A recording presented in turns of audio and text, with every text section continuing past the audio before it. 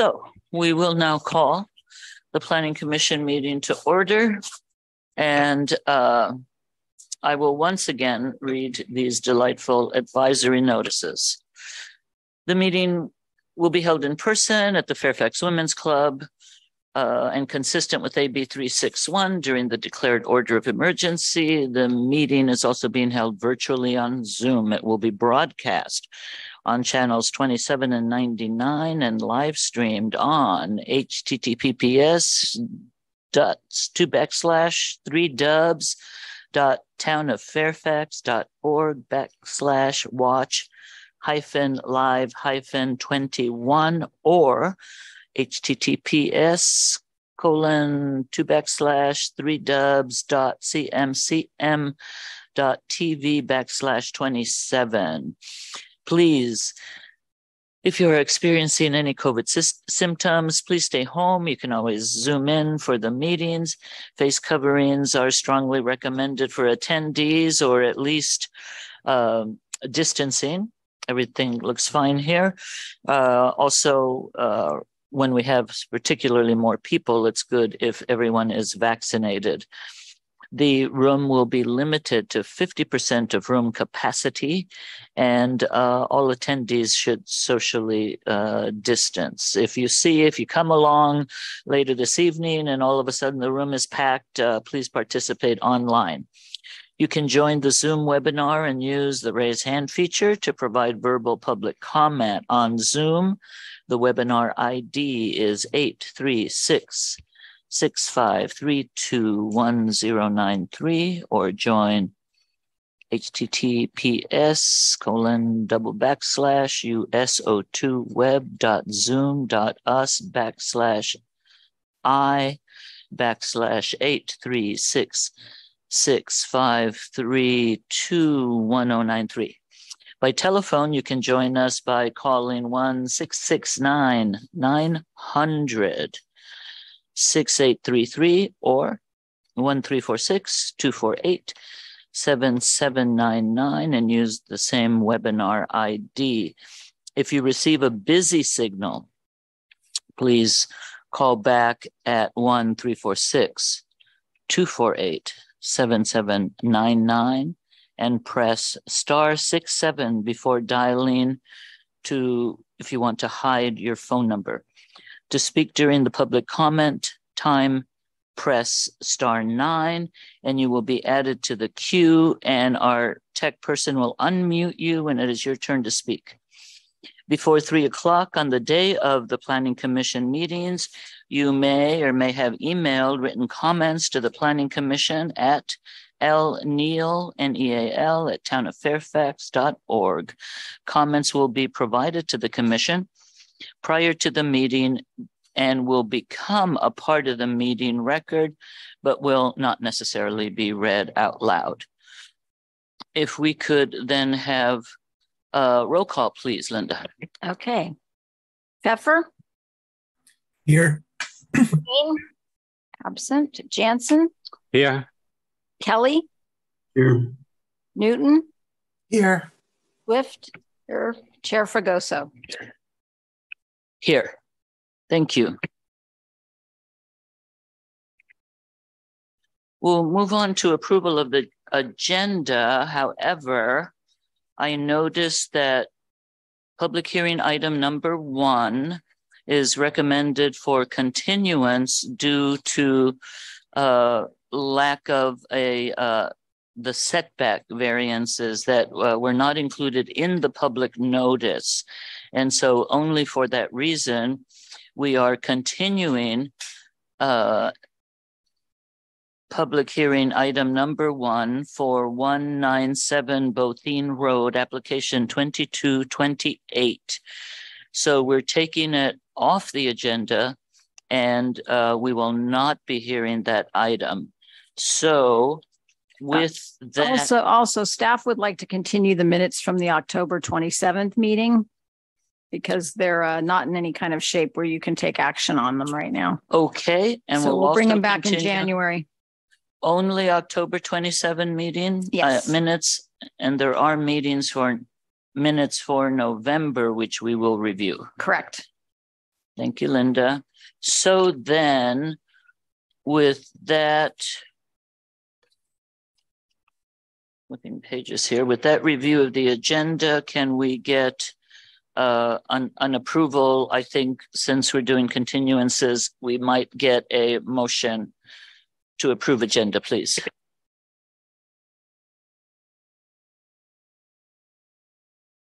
A motion that we approve the agenda is written.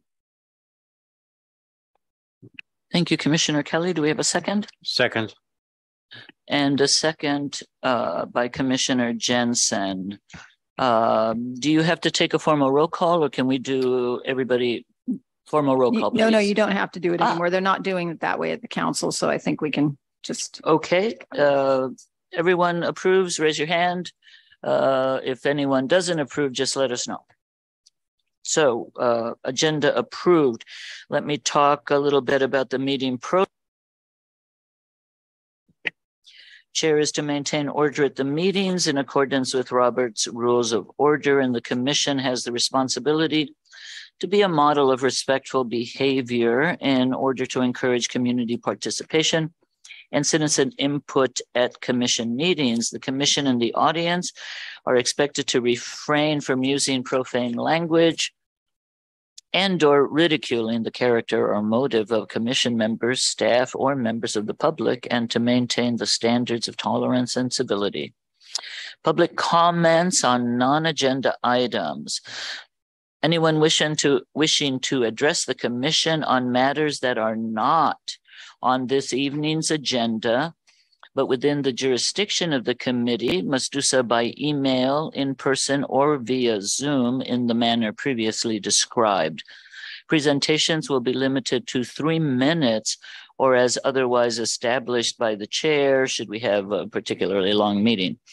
All interested persons are invited to participate in public hearings in order to give all interested persons an opportunity to be heard and ensure the presentation of all points of view.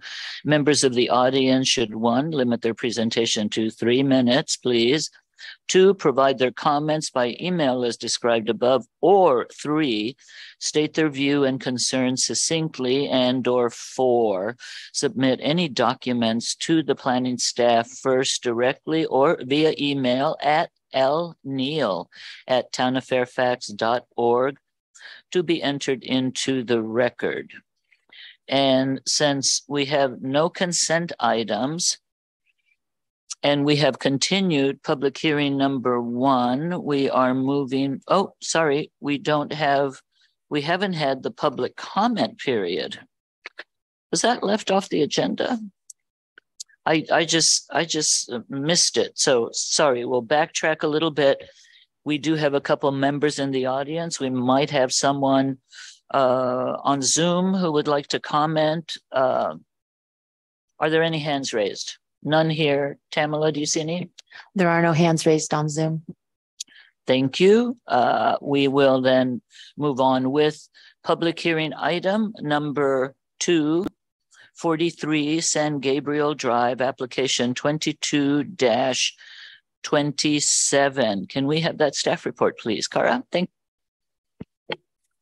Okay, so the project proposes to add a 46 square foot laundry room to the eastern side of 1,491 square foot, 3-bedroom, 2-bathroom, single family residence.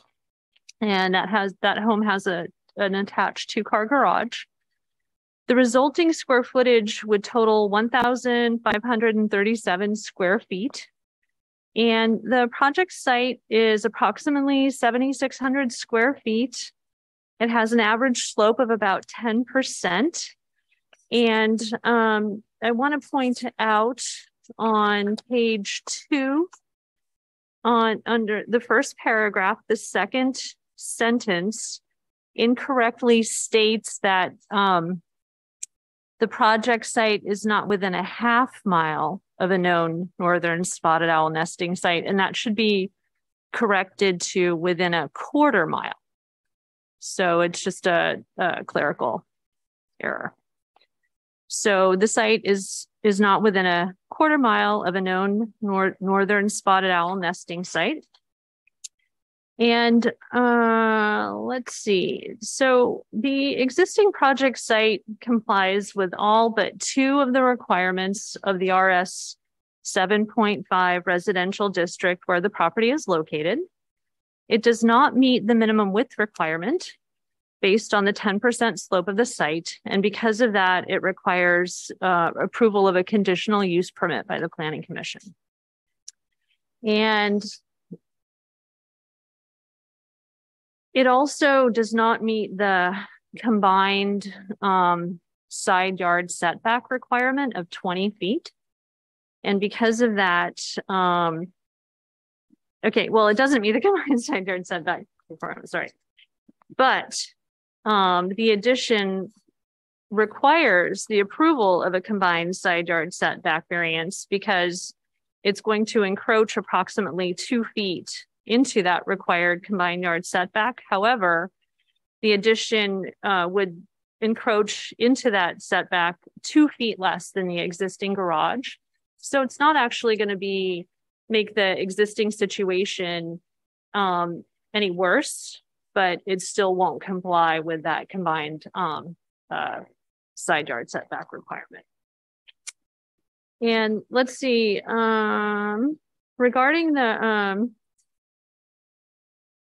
CUP and variance findings, the addition is going to have a minimal impact on neighboring properties. It's really going to be screened from the front of the street by the attached garage. The garage is going to be in front of it, be behind it. It really will only be visible to the neighbor next door, and they're going to be about 15 feet away, and they're going to be a little higher up. Also, it's going to be less than, how far the house currently encroaches. It's not going to make anything any worse than already is, or less compliant, I should say. And let's see, it doesn't have it has 1 window, no doors, no external lighting, and it will meet the minimum side yard setback requirement. So because of these reasons, it's not going to, it's going to basically result in a residence that's similar in size and mass to other structures in the neighborhood. So as you can see, there's CUP findings in this staff report that essentially are what I just kind of summarized right there. So the other agencies who reviewed the project didn't have any special conditions on it. So all standard conditions of approval apply. So the recommendation is to conduct the public hearing and move to approve the application number 2227 by adopting resolution number 2022-35. That sets forth the findings and conditions for the project approval. So that concludes the staff report. Thank you, Cara. Before we go to the public hearing, are there any clarifying questions from commissioners of staff? Commissioner Swift, I see you going for that. Question on the outside agencies and their conditions. We state in there that the standard conditions of approval have been added. And so I look at, when I look at the reso and I look at Ross Valley Fire's listed conditions under there, it's confusing in that, there's items listed there that may be for different types of projects. And this is a project where we're just adding a small addition, a laundry room, yet we have under there things like the lighted house numbers and the Class A roof, and those don't apply. I mean, it gives the impression that all of those conditions would apply to this application. And they wouldn't, correct? I mean, we're not putting a new roof on. We're not So I guess I'm looking at how we phrase those things. So in relation to a reso. did you get comments from them? Is this one you didn't get comments on? Yeah. So the fire department's experiencing the same kind of thing that the planning department is, where they're getting too many applications. So occasionally we don't get comments back from them. So we just include all their comments. But a while ago, you guys started including that condition that says conditions from an agency can be waived. And so all they have to do is just show, get something from the fire department saying that they're not subject to that. And then they won't have to comply with that condition if it doesn't apply. So we're just better. Commissioner, sorry. Can I just ask, isn't the laundry room going to have a roof? Yes. Okay, so don't tell me that it shouldn't have a Class A roof assembly. You're correct. But I was just looking at, all the standard conditions that we put on there. Well, and the thing about the lighted lights, everyone's supposed to be complying with that now. So you're supposed to have a lighted street number no matter what. So some of these conditions do apply, but it's just, it's their standard conditions that we're just keeping in there because we can't really speak for them, but we can cover all their standard stuff. And then they can waive them at the building permit stage. They always have to get fire department approval of the plan set before the building department will issue the permit. So, yeah. I think that's fine. Some might not apply, but as staff says, these are standard conditions, and we may not know at this point whether everything applies. We may not know, do they have the 4-inch letters, the 4-inch numbers? And if they don't, then it's something that can be checked on. Or as staff said, it can be waived. And any other questions? Commissioner Newton has her hand raised, and I'm not sure if she had her question. Commissioner My Newton. apologies, I meant to put it down. Sorry.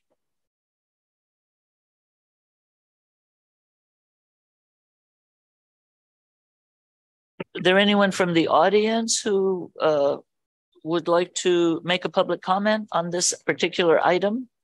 It's fine. Could I bother you to stand up, click that light on, and give us your name and your story? You want the whole one? All right. My name is Kevin Shine. I live at 43 San Gabriel. The laundry room it's small. It's actually larger than it was supposed to be. But due to building or the way you build homes, and it just gradually was supposed to be like 4x6 and grew into 6x8. The roof, yes, it's not going to change the roof line of the regular home. It's just going to have a flat roof on top of the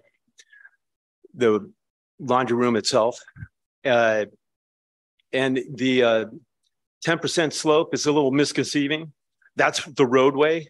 Each lot is flat, and there's within the housing area that I'm in, the house above me is like 3 feet higher than mine, and mine is 3 feet higher than the house next door. Then it just runs flat for the rest of the street. Other than that, it's really just a simple thing. We're building it because my wife is having knee issues, and so she's getting new knees. And so instead of like just going down 3 stairs, it'll just be easier going through the kitchen into the laundry room. I completely understand, and it's good to have a little elbow room when you're shaking out the sheets. That's for sure. Wonderful. Thank you for your comments. I guess there's still no commissioner questions. Tamala, anyone? Oh, sorry, Commissioner Jensen has a comment. I have questions for the applicant. So on your plans, you show on the laundry room a hip roof like in the rest of the house, but on the elevations, it's a shed roof. So what is it going to be? Wait. The elevations that you submitted shows a slightly sloped roof like a shed. Oh, yeah. But the plans indicate a hip roof. So you have the same roof. The same roof line. We're setting it's going to be set underneath the roof line, and it's going to be coming out. I mean, I haven't seen the plans in a while, so they went directly to you. So I haven't studied them. You know, it's no. Well, the plans show neither of that. The plan shows a shed roof that starts roughly 4 feet on your main roof, so it comes out. Oh, it's going to slope and down. The plans show a full built-up roof with a high point and then coming out as a hip roof, like you have on the rest of the house. So we submitted 2 plans, and we scratched a larger plan, which had the a whole roof structure being changed. And so then, because we were actually going to push our kitchen out like 3 feet, but we scrapped that. I'm not sure what plans you're actually looking at. I presume the ones that were submitted. Yeah, me as well. But the roof line is just going to be just a flat roof line, like a true flat roof. Yeah, just a true flat, and it's just kind of like a lean, probably about a 2%, 3% lean off the laundry room itself. Okay. There's no change to the roof, I don't believe.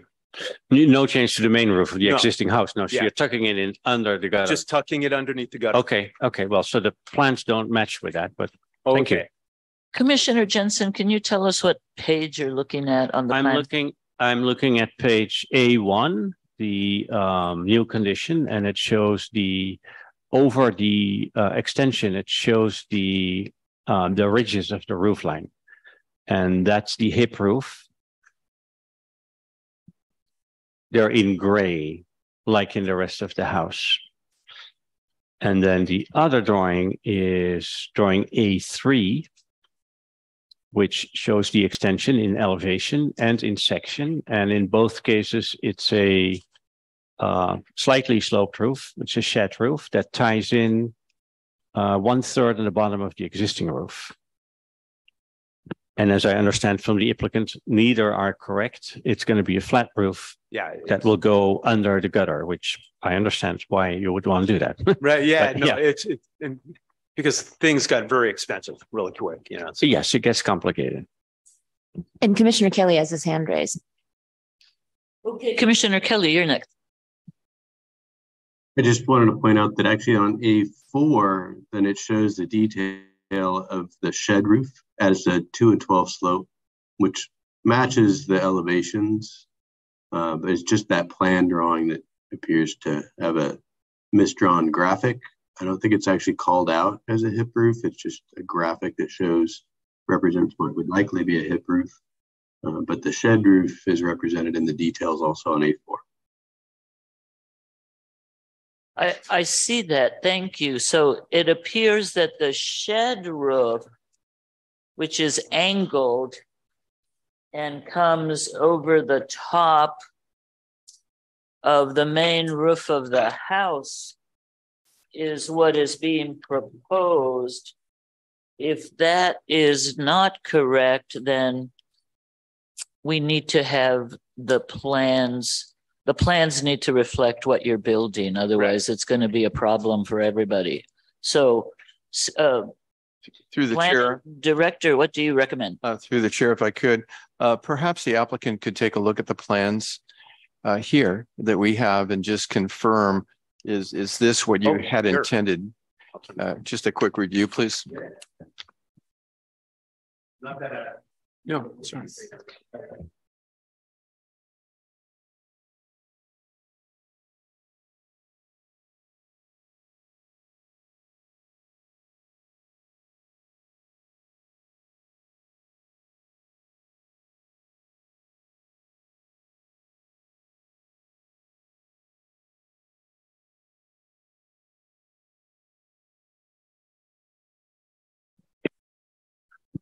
Okay, now that I see this, yeah, it's possibly that this, I just assumed that it might be just a slope roof that was underneath the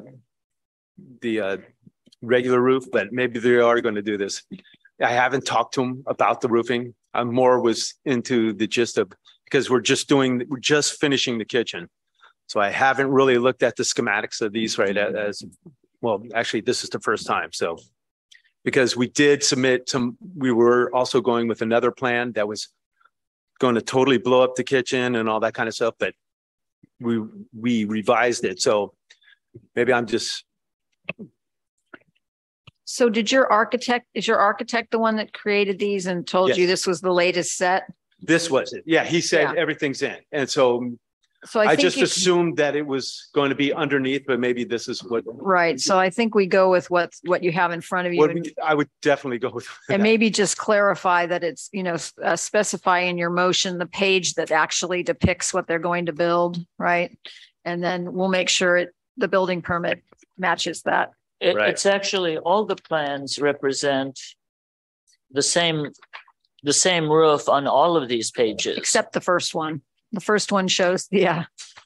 I don't see where it's a dotted line. It's if you look at the addition, there's dotted lines showing that it's going to be a sloped roof.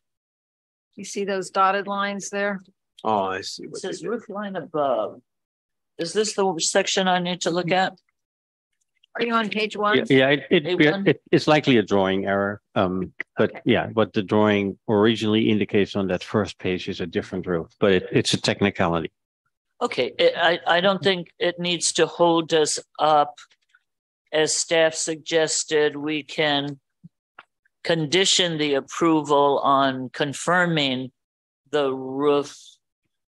And I'll have him do that tomorrow. That's fine, and he can work directly with staff on that. Any other comments? Again, through the chair, I think sheets A3 and A4 represent, I believe, what the architect and owner had intended or intend. So our focus would be sheets A3 and A4 in terms of moving forward. And I think that's consistent with what Linda said and Kara presented. Okay, that's helpful. So then specifically our motion should mention pages A3 and 4 of the roof plans to confirm that is in fact what's proposed to be constructed. Right on. And Kara, you're in tomorrow? Okay, then I'll make sure, what time are you in? 8 o'clock? All right, well then I'll make sure that he calls within those perimeters. All right. Right on. Great, thank you. Sure. Any other questions of this applicant or this project from commissioners? I don't see any hands up, so thank you. Thank you, sir. Kevin, thanks. If there are no further public comments, we'll close the public hearing. I see no hands online, Chair for Gross. We'll close the public hearing and bring it back to commission discussion or potential motion.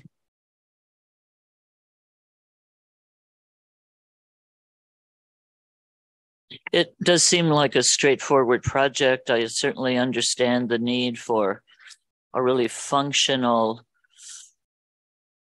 laundry room. It seems like a good place to put it generally, and so I would tend to be supportive of this.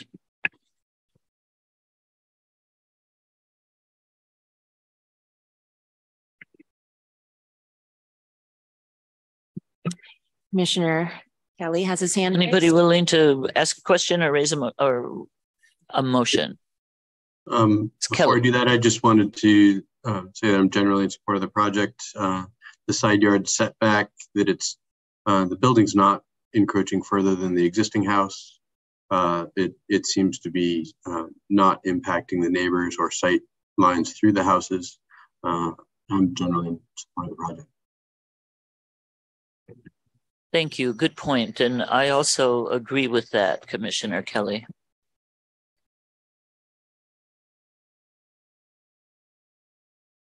Commissioner Newton, do you have a motion?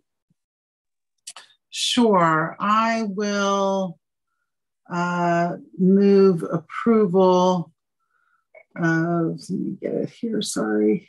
Resolution number 2022-35, a resolution of the Fairfax Planning Commission approving application number 22-27 for a conditional use permit and a combined side yard setback variance to construct a 46 square foot laundry room addition to the existing single family residence at 43 San Gabriel Drive, with the language specifying map pages A3 and A4 as to the design of the roof being referenced on the first whereas clause, paragraph 1 at the bottom of page 2, where the Marin Kitchen Works plans are referenced,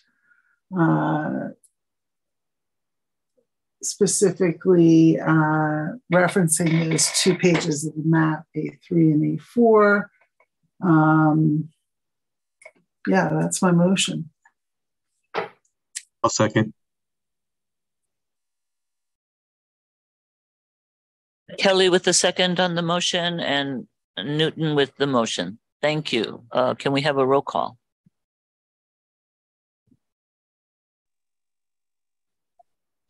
Pfeffer? Aye. Jansen? Aye. Kelly? Aye. Newton? Aye. Swift? Aye. Chair Fregoso? Aye. The motion carries with the caveat, of course, of the clarification by your architect with staff. And there is also a 10-day appeal period, just in case, someone who just wakes up in the morning and realizes, oh my God, this is happening. This is Fairfax, and but there is a $650 fee that anyone who opposes this action would need to file with the city clerk, with the town clerk. So I'm sure by the time you clarify all of this, you'll be ready to roll with your permits. Thank you. Okay, we are moving right along here. And the next item is 67 Tamalpais Road, application 22-29. Can we have that staff report, Linda? Yes, you can. Okay, so this project includes construction of a 28-foot, 6-inch tall, 3-story structure with a 315-square-foot one-car garage and a 497-square-foot studio accessory dwelling unit on the first floor. A 968-square-foot second story provides 2 bedrooms and 2 bathrooms with a shared closet that will contain a stacked washer and dryer. The third story will be 804 square feet and is designed as a great room that contains a living room area, dining room area, and the kitchen with a half bathroom. The approximately 5,658 square foot site is a street-to-street lot with both the front property line and the rear property line abutting sections of Tamalpais Road. In the 1970s, the owner of the site granted easements to the 2 properties located on the upper south side of the site at 118 and 120 Tamalpais Road for the construction of covered parking decks. The new structure itself complies with all the required setbacks, but the project does require a number of discretionary permits. I'll go through them one at a time. It requires a hill area residential development permit and an excavation permit. I'm going to discuss those at the same time because the findings for both of them are very similar. And the purpose of the HRD permit and the excavation permit are to encourage maximum retention of natural topographic features, to minimize grading of hillside areas, to provide safe ingress and egress for vehicular and pedestrian traffic, minimize water runoff and soil erosion during and after construction, prevent loss of life and prevent injuries, property damage, and economic dislocations from geologic hazards, and to ensure that infill development on hillside sites is of a size and scale appropriate to the property and consistent with other properties in the vicinity. So the site does have several constraints that limit where the house can be located. In addition to its steep slope and narrow width, that the house to the northwest at 73 Tamalpais Road was built in 1916, and it has a 2-story garage ADU structure and a single-family residence that were both built on the property line with no setback. The rear entry stairway to the house at 63 Tamalpais Road extends from the private property into the Tamalpais Road right of way and along the frontage of a small portion of the project site. And as I stated before, a previous owner allowed 2 parking decks to be built at the top southern side of the project site. So since parking for the house can't be built at the top of the site, it has to come in off of the lower portion of Tamalpais Road, which requires excavation to create the parking. And the construction will require the excavation and off-hauling of 867 cubic yards of material. And as I said, that's the minimum necessary in order to put to get the parking in and to keep the house below the height limit. The town engineer has performed a site inspection and has reviewed the project plans and all the reports pertaining to the project, the geotechnical report, the hydrologic report, surveys. The town engineer originally requested that additional test borings be done to the maximum depth of the proposed project foundation. But after he spoke with the project engineer and they reviewed the matter together, the town engineer agreed that the project can move forward at this stage without additional test borings if the applicants obtain a shoring permit before they get their building permit. So that would be, they'd excavate and put the shoring in for OSHA safety before they get their building permit. And that would, at that point, they would determine exactly where the bedrock is. And the town engineer is fine with that as long as certain conditions are met. The shoring system design shall include additional boring to the full extent of the anticipated excavation to inform the proposed shoring system design. The project geotechnical engineer shall observe and document conditions during the shoring wall drilling and construction and shall provide a letter to the town summarizing his observations during the shoring pier drilling and either verify or supplement his recommendations. And if the shoring permit determines that the project design has to change, it'll be determined by the planning director if the design changes are significant enough to require that the project come back to you. So it changes the exterior appearance of the house, the height, it will have to come back to you for a modification. But if it's, just internal changes to the foundation system, they'll probably be approved by the planning director. The amount of excavation and exterior design of the structure is not expected to substantially change due to this shoring permit method. And it's been found by the town engineer and the planning director to be an acceptable path forward for this project. The drainage on the site, the subsurface drainage from the hillside above will be captured by the back drains for the rear retaining walls in solid below grade pipes and directed to discharge points on either side of the driveway. Surface runoff will be captured in catch basins on either side of the project and directed into one of 2 250-gallon below grade stormwater detention dispersion tanks. And then the water will be collected and discharged slowly to the street. With the inclusion of the conditions that we previously stated regarding the shoring permit, the town engineer has determined that the project can be engineered and constructed to avoid geologic, hydrologic, or seismic hazards.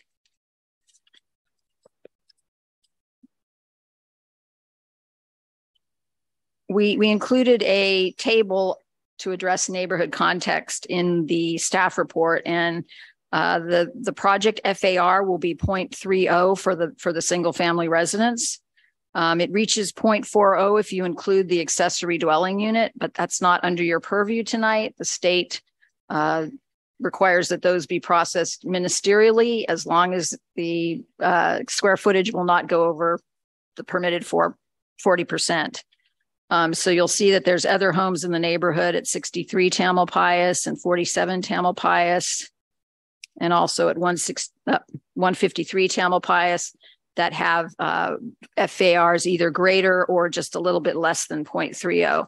So the house is in keeping with the character of the neighborhood. It requires a design review permit. The structure exterior is heavily articulated. The design steps up the hillside, and they've used trellises and exterior decks on the front of the first and third stories, with the third story deck wrapping around the southeast side to break up the exterior facade. They're also using a number of different exterior materials. Exterior materials will alternate between poured gray concrete, painted gray stucco, and stained horizontal cedar siding and wood panel siding. All of this adds to the articulation of the exterior of the project and minimizes the apparent mass of it. The exterior wall mounted LED downlights, there really aren't very many of them. I think there's 2 on the southeast side and 2 on the front and 1 on the back of the house. And they appear to be dark sky compliant, but we've included our standard dark sky compliant condition. So we'll verify that the fixtures are dark sky compliant when they submit for the building permit. Landscaping is proposed on the southeast and the south sides of the structure. It includes low water use shrubs, and the irrigation plan is subject to review and approval by the Marin Municipal Water District prior to issuance of the building permit. The structure design complies with the design review criteria set forth in the town code and will protect the aesthetic and functional relationships to surrounding development. The project also requires a combined front and rear setback. The new development structure itself complies with the 35-foot combined front and rear setback, but it's the parking decks at the rear that are resulting in the combined front rear setback not being in compliance with the current requirements, and that was a previously existing condition. So we're able to recommend findings for that discretionary permit. It also requires a combined side yard setback variance, not for any of the house structure. While we're writing the staff report, we realized that the uncovered parking spaces that are going to be parallel to the street project into the combined 20-foot side yard setback, and we did not notice the project for that. So we can support and recommend findings to the commission for this discretionary permit, but as I will cover later in my report, we're recommending that this item be continued for a couple of reasons, which I'll discuss later.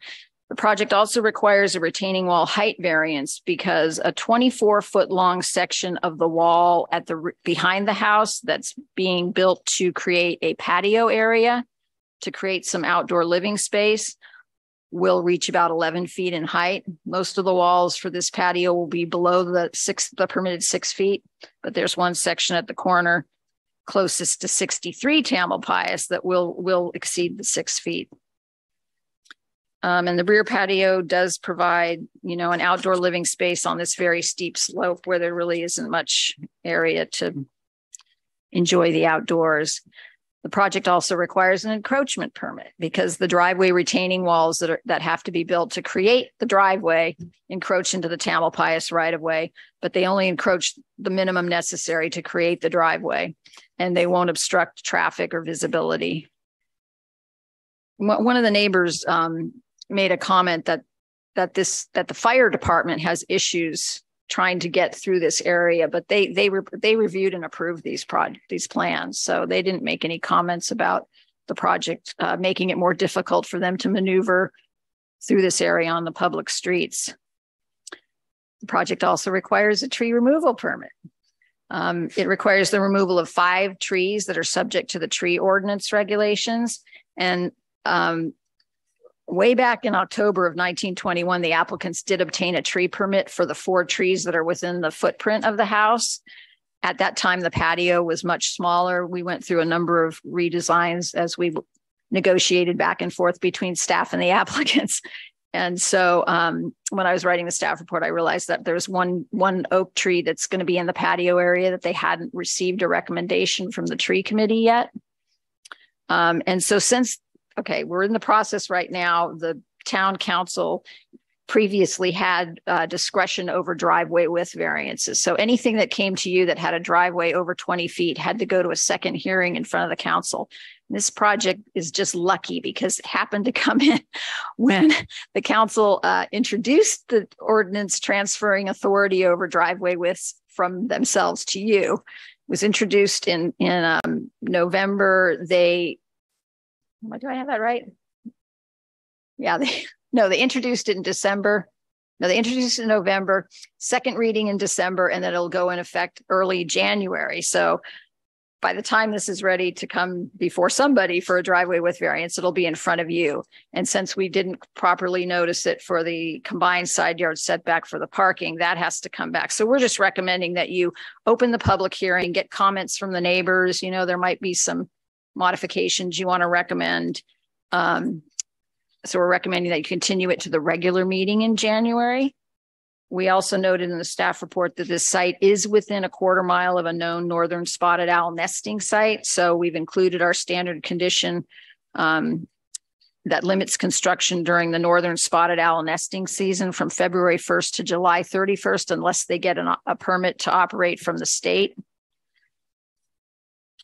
None of the other agencies had any specific conditions for this project, but we've included their standard ones in the resolution, which you are not going to be taking action on tonight. We're recommending that you conduct the public hearing, and then once you complete the public hearing, move to continue application number 22-29 until the regular January Planning Commission meeting, and direct the applicant to do the following prior to that meeting.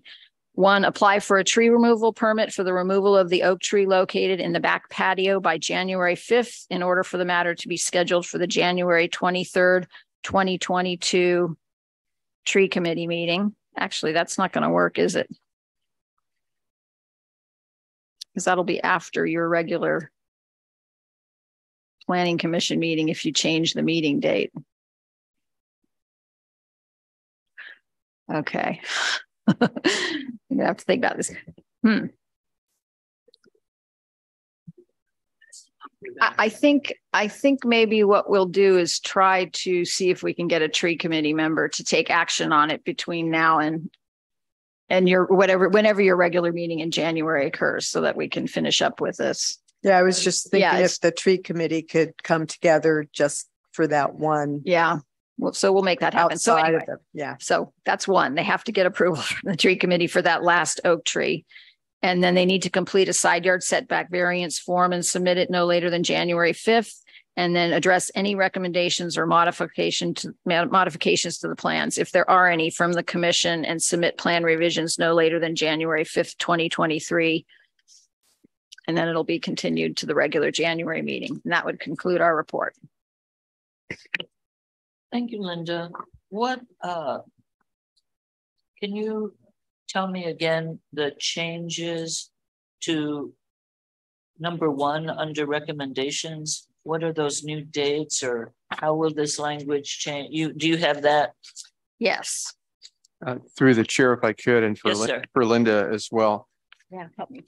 I think the idea would be to continue the item to a date certain, try to work with the subcommittee in the meantime. And if there's a need to further continue, you could do that. But the idea, I think, here is to try to determine what that date is for continuance. So you're continuing to a date certain. Okay, so we could leave it at a date certain without specifying the date. If that doesn't make it back in January, it could come in February. Was that your thinking, or did I get that wrong? No, you have it, I think, right. It would be the January meeting, whatever you decide in terms of when that meeting is going to be, and that's another item on the agenda. And if for some reason Linda is not able to bring that back in a completed manner at that meeting, she would continue it or recommend that you continue it to the February meeting. That sounds fine. My preference would be, if that is the case, to continue it further rather than to come back with still unanswered questions and having to review it twice. So yeah, we won't do that. That's perfect. And we can discuss that with the applicant. Oh, I forgot to mention, you did receive written comments from 2 neighbors, which I think you've all read. Okay. Commissioner Newton and Commissioner Kelly have their hands raised. Okay, Commissioner, was Newton first or Kelly? Commissioner Kelly, I believe you were first. Okay, thank you. Linda, is the last page of the packet says that there was a plan set attached as an attachment, and I don't see a plan set anywhere. Should we have received that? So there was no plan set attached to the public packet? No. Yeah. Oh, I wish Kara was here because I thought there was. Is this not the plan set? Or well, you have the paper plan sets, but it's standard practice to put the. I have the same problem. I had the same question. It's not in the PDFs. It's not in the public attachments. Okay. How come you guys didn't let us know that? They were on the table to be scanned to the, sometimes our scanner doesn't get everything, but a whole plan set seems, and it wasn't a separate item. No. You know how it has attachments A, B, C, D, and E? Yeah. That's why with all those attachments, I was sure that it was going to be there, but it was not. Well, it was in the stack. I can't explain it. Okay. So it would be very difficult. Well, you guys never saw plans. Right. So why didn't somebody contact us? Why didn't someone let us know? Because we could have posted it to the website. Understood. Yeah, no, we didn't see it. I looked at it again. I was traveling when I came back. I looked at it again today and I couldn't find it. It's not in there. Okay. I repeat, how come nobody contacted us? I'm not, since it's being continued anyway, but I'm a little concerned about that because that means that members of the public were writing comments and didn't. No, now wait a minute. I talked to a neighbor that looked at it and she didn't say she couldn't see the plans. I can't explain this. No, I had the same idea that I might have missed something. So that's when I went back. I checked it this afternoon again. It's still not on there. It's not an A, B, C, D, or E, and there is no additional one. Okay, hang on. There's no F. Staff report real quickly because we were having, I had another issue with the packet, right? Where the notice, something was, you could access it and then halfway through you could no longer access it. And they did some kind of an update to the website, right? That eliminated this thing. So I'm wondering if this went the same way of that. Let me see what the attachments are that are listed to the staff report. I mean, I prepared the plans and put them on the table for Kara to scan. So I don't know why that would have happened. Yeah, see, it's listed project plan set as the last attachment. Right. But we did have something else. I can't recall exactly what it was. Disappear. It was there. It was there at the beginning of the week. And then by the time Tuesday rolled around, it was no longer there. So I don't know if this might have gone the way of that other item that disappeared. So anyway, I have one more question for you, Linda, also. Okay. I'm sorry, I am out of town and I wasn't able to go by the site. Are there story polls out? Yes. Okay, thank you. So, I mean, all we can do is go forward. I guess you can take comments from the public, and people will have a month to look at the plans posted again. Yeah, and the story polls are up, and there'll be public comment before the next meeting. I mean, at the next meeting, or they can submit written comments. Yes, that's right. Or people who wrote comments and they see the additional plans may revise their comments as well. Maybe. Yeah. And Commissioner Newton has her hand up. Thanks. I think this is obvious to everybody, but I'm just going to correct you anyway, Linda. The applicant did not go to the tree committee in 1921. They went in 2021. We may be slow. Thank you. Slow. Yes. That's just an example of my mental state these days. Commissioner Swift. Question for staff, page 6, the table of the staff report, the bottom there, that shouldn't be 67 Spruce, right? That's just a repeat of. Yes, thank you. Tamalpais.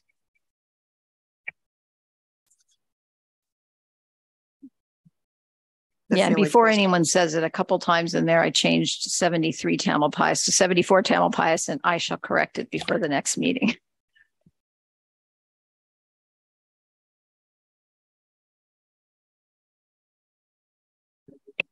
Yes, but I will be correcting that. I put the right address at the beginning of the staff report. Why I changed to 74 is beyond me, an even number, which is on the odd side of the street.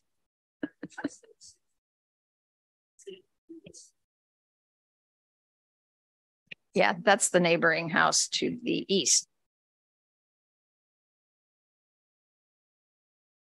Right. Okay, one thing I'd like to clarify. That's on page 2, the table with the rear setback.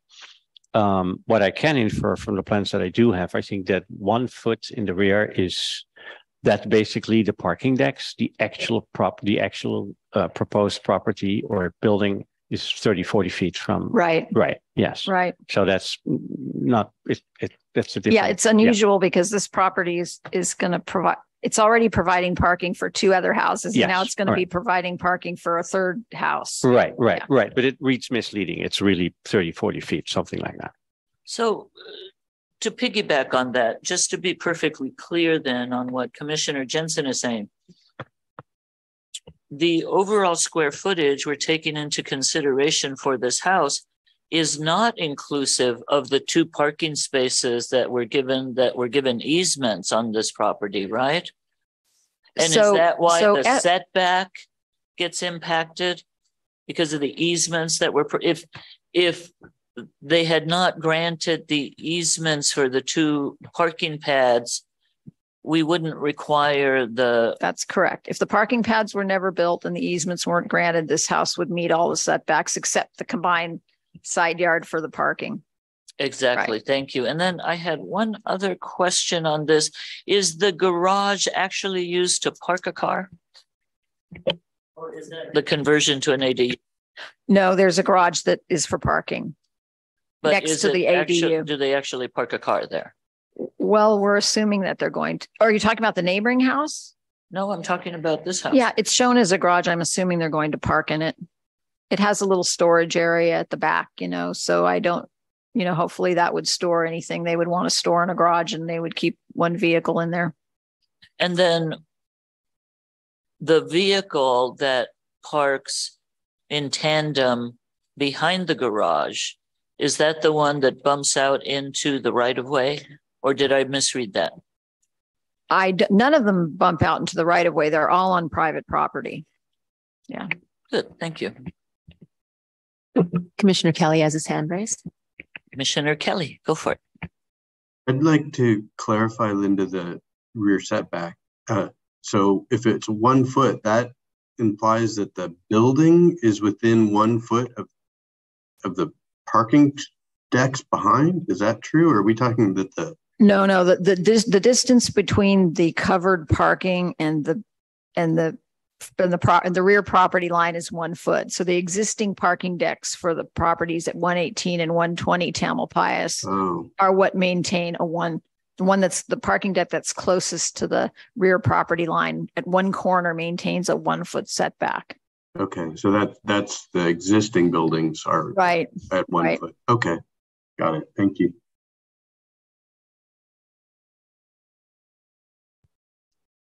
So a little bit confusing for me, but I haven't had a chance to really dive deeply into these plans either. So again, through the chair, I think what Linda could easily do for the next time is footnote that. So there could be an asterisk and a footnote kind of explaining that so that anybody reading that would understand the context. That would be very helpful. Thank you. Also, and I will offer to the commission that if they want to go out in numbers of 2 or 3 less than a quorum, we can go out and walk the site before the next meeting if anyone's interested. That's a good idea. I'm always too. Available for that. And also, we will be continuing this item, but we'll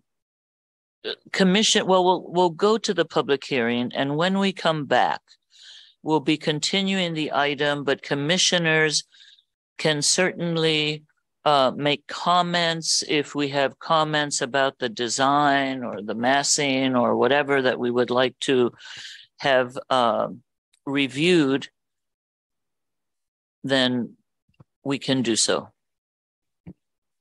And I will check the entire packet next time on Saturday. Thank you. I know this was a complicated one. Open the public hearing because even though the item gets continued, we can take public comments, include those into the discussion, into the record, and we can, when we return for the next meeting, we'll have clarified information, any new design elements, any potential edits or changes can come back for review, but we have an opportunity to make comments, and I myself may have a few. So with that, let's go to public hearing. And would the applicant, are you gentlemen one of the applicants? Okay, would you like to step forward? Give us your name. Please turn the light on over there so that we can hear you, and you can proceed. Good evening, Commission. Good evening, everyone. My name is Stephen Altman. I live at 63 Tamalpais, and I'm also the owner of the lot in question, 67. Just a little bit about myself. I've been living in Fairfax for about 5 years. For many years when I lived in the city, I used to come to Spirit Rock and visit Fairfax. And then I came out biking, and I'm a mountain biker, fell in love with Fairfax. About 5 years ago, I had the opportunity to move here. And of course, I just absolutely love it. So I just want to say that I'm not a speculator. I'm not a developer. I'm not an investor. I feel like I'm a member of the community, and I want to, be part of the community in this project. I feel is like going to be a benefit to the community. At the present, when my house, which is a street-to-street house, I have a carport. So there's 50 stairs from the front of the house and 50 stairs to the back. So I'm in good shape now, but one day I might not be in so great shape to navigate those stairs. And building this house is going to help me stay in Fairfax, because I feel like I could especially live in the bottom unit where I wouldn't have to negotiate all these stairs. This lot is an empty lot, as you know, and all the way from Sequoia, all the way in the 100 block of Tamalpais, there are houses. This is just an empty lot, and it's just a filling lot. And I feel like it's been neglected, and this is going to really help beautify the neighborhood. My architect who's here, Ron Cappy, the mandate I gave Ron was to create a house that when you're inside the house, you feel like you're living part of the way outside, and also for the outside to be really in harmony with the wooded area. And when you see the plans, you'll see that Ron has done a really great job. We are going to use a lot of recycled materials. We're going to use a lot of natural materials like cedar, limestone, slate. It's really going to be a sustainable house. And we're even researching, sort of like cutting edge products like mycoboard, which is an alternative to engineering wood. So I feel like it's going to be a really positive, sustainable, beautiful house. And I think one that Fairfax can be proud of. I also know that there's the housing element that Fairfax, what I understand, has to build 490 units between now and 2031, I believe. And I just wanted to quote from something I read in March of this year from patch.com, which said, if you're considering adding additional housing units to your Fairfax property, the town wants to help you close the deal. The town is encouraging residents to join at least 10 others who have already expressed interest in learning more about the process. So I think the house is going to be a big win in many ways. First of all, of course, for the housing element, it's going to help to add those units to it. It's going to also add rental units, which are very much needed in Fairfax. It's going to obviously add to the property tax base, which will provide, essential services. Like I said, it's going to be a model for sustainability, and it's going to beautify the neighborhood. We've already worked with the Planning Commission to make substantial changes with set back the top level, which has actually caused the oak tree to the fifth tree to need another permit, because originally the house was not set back like that. So we're working with the commission. We've reduced the height, and we've also reduced the amount of glass in the front. So every recommendation that we've received so far from the commission, we've been good participants and collaborating. So I'm just hoping that we can move forward.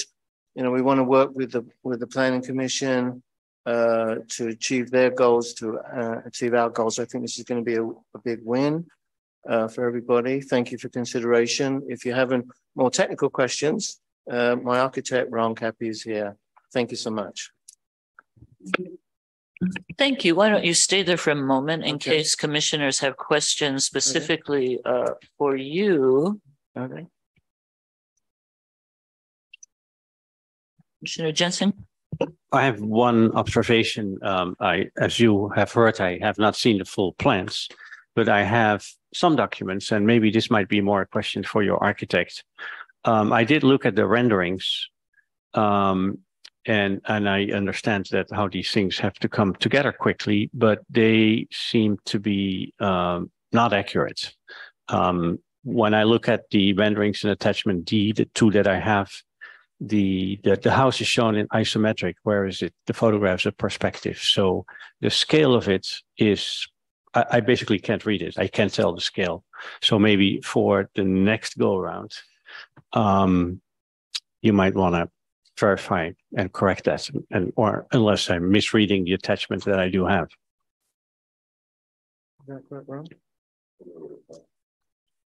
So this is the response to design review criteria, which was, I think, issued by you, which is our attachment D. And there are two renderings there. And I think these are the same renderings that I see that my fellow commissioner has. A5. It is, well, I don't know. Don't have those drawings. Attachment D, first page, there's two renderings on the bottom. Yes. Correct. And it's particularly clear if you look at the one on the right side. I think, and this might be important for the public because it relates to scale.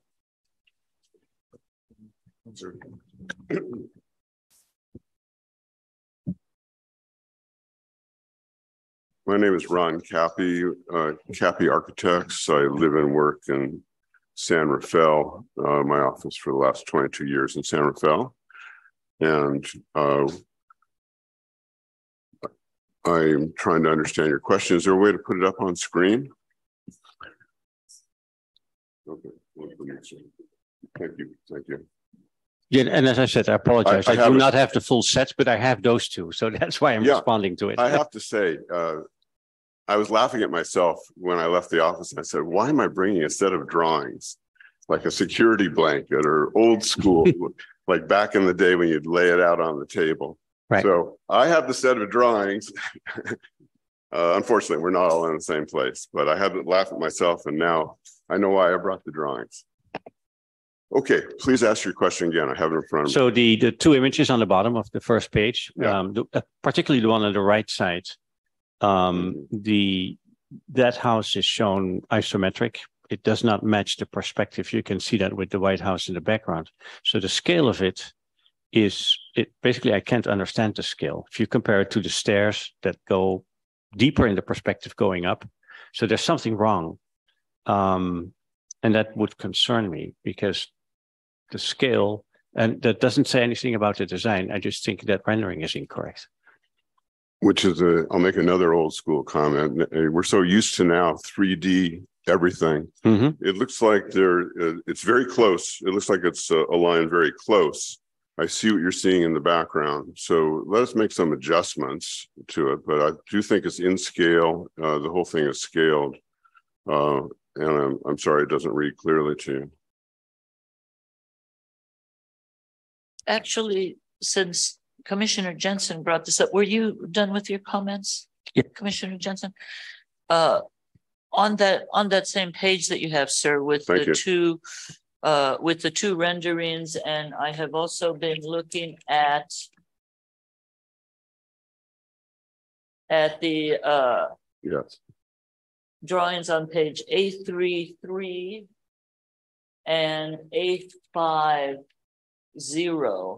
and I have the same comment in that the plans and the isometrics seem different to me. Well, first of all, I know you've submitted these photographs of adjacent houses in the neighborhood, reflecting similarities between what's proposed and existing houses. And while many of the elements are similar, I find that this drawing, for instance, A5, seems to be really building out. The main house is a structure that's equitably confined on both sides, but then with the deck on the upper floor, which is that the living room deck, it appears to be built out into the hillside, much further out than the walls of the main house. And I don't know, is that just the image of the drawing? What I see on page A33 of that same subject property, that center drawing, does have the deck. You can see it goes off from the main wall of the house, but it doesn't look as huge as the deck on the larger sketch. So that was a bit of concern for me, because it seems to really be pushing the boundaries of the site in terms of overall massing. I like the design. I don't have a problem with the design, but it does feel significantly larger than all neighboring properties. And the drawings on one page are different from the drawings on another page. So something for you to think about when you come back, perhaps, as our planning director indicated, some type of a clarifying note could be helpful. But that would be my comment, that the massing of this, the massing of this house is very large. So I could answer a little bit of that if you want to. There is a cantilevered walkway that's 5 feet past that wall. So I think we can work on our renderings to help you out on that. But on A2.2, you could measure that deck.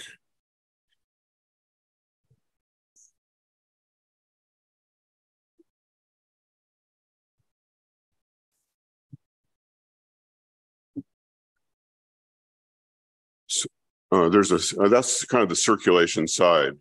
Yeah, you enter in, and then there's a stairwell that takes you up to the living room level, and that this is just a 5-foot circulation deck that gets you to the backyard.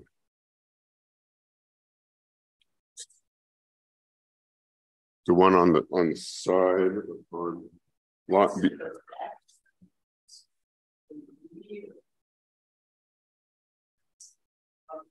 About the one that's between line B and line C on A2.2. Here's A2.2. Yeah, see line B and line C at the top. Structural lines right at the top. B and C. Yeah. It says 4 feet. It's a 4-foot deck. So that is the walkway of the deck, and it's a walkway 4 feet around the right side of the house. So as we see it head on, no, it comes this way. So we can render it better. If we made it look too gigantic, it's counter our purpose anyway. So. It looks unbalanced to me. It seems the images are deceptive. I'm not saying you're deceptive, but how I see it varies a bit from page to page in terms of the massiveness. and the extension of that deck out into the hillside. Okay. But thank you. I appreciate your taking a look at that. Other comments or questions Commissioner for Kelly has his hand raised. I'm sorry, what was that? Commissioner Kelly has his hand raised. Commissioner Kelly, please go ahead. You. First of all, I'd like to thank you for the renderings. A lot of times we don't receive renderings, and it's nice to see them. We understand the materiality and how much glazing there is, you know, what the solid and void proportions are and whatnot. I appreciate all that. I do want to echo my fellow commissioners' point about the scale of those renderings. I do think that they're off and they're misleading, particularly to the public. I think that a couple of us professionals on the council can pick that up quickly, but I want to make sure that the public is not mistaken by what you've rendered there. So if you could work on that, I'd appreciate it. I also want to point out that of the houses that you listed in context, the one that's really missing for me, I believe the address is 73. It's the adjacent neighbor with the little white carriage house. And I think it's important for the community to see that house. I actually used to commute up this hill every day. And I have to tell you that I really do appreciate the scale and proportion of that little carriage house. It's sort of a little gateway house to the hill. As you start up the hill, you see this little wonderful little carriage house, and it's going to be right next to your project. And so I want to make sure that you include that, please, in your contextual images, and maybe even when you redo those renderings, if you could include that within either a streetscape drawing or those renderings, it would be very helpful for the community to be able to assess what you're proposing. Could you give me that street address one more time? I believe it's 73. It's the house that's, let me look at a map real quick. It's the house that's just to the west. Right, Yeah, it's we have 73. 77. So we can add one more for sure. I would appreciate that. And I think that it will be very helpful to understand your project in context with the neighborhood, and particularly a nice old house that's been there for a long time. Actually, this A3.3, where it shows our own subject property, gives you a sense of, tries to give you a sense of stepping back. So just notice that. Again, I want to point out that I appreciate your level of documentation.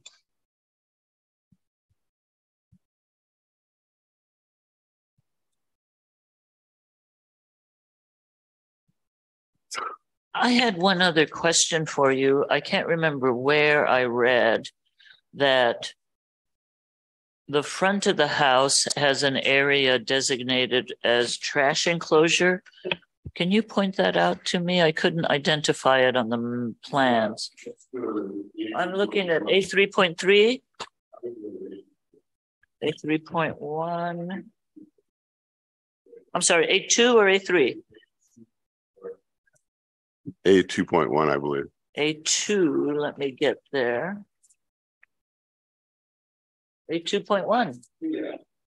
It's that famous. We're still looking at lines B and C. It's back to B. Right there next to the entrance.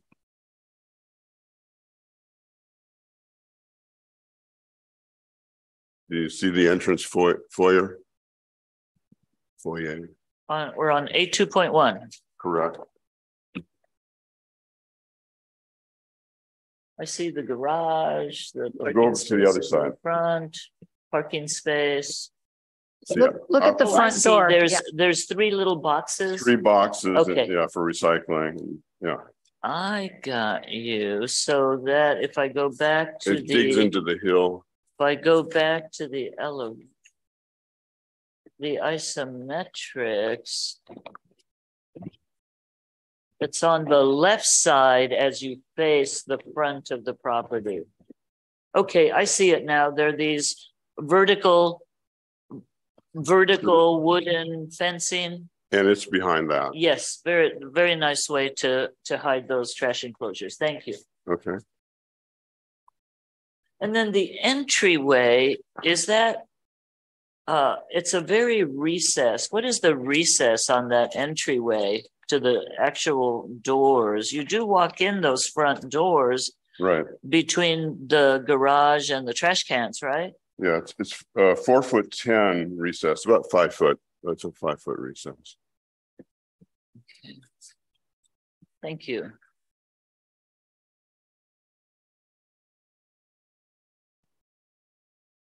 And then this floor is showing the ADU. Yes, yeah. Thank you. Commissioners, any further comments, questions?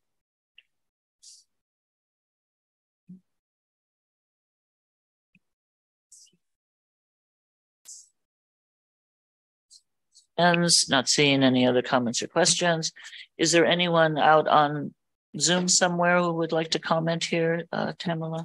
It may be a great time to remind our audience that *9, if you're calling us by phone, is what you use to raise your hand. And now would be the time to raise your hand if you have any questions or comments on this item.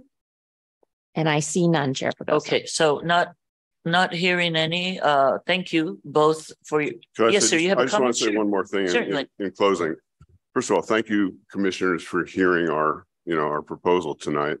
Secondly, we have been working closely with town staff and with town engineer, throughout the year. We have a team with a structural engineer. We have somebody designated for shoring. We have a civil engineer. We are working closely with the geotech, which is very important on a site like this. So we do have a professional team that's been working in the background on this. Once we actually achieve approval, then we'll actually work on that retaining wall design. But we have a couple of approaches to it already going on.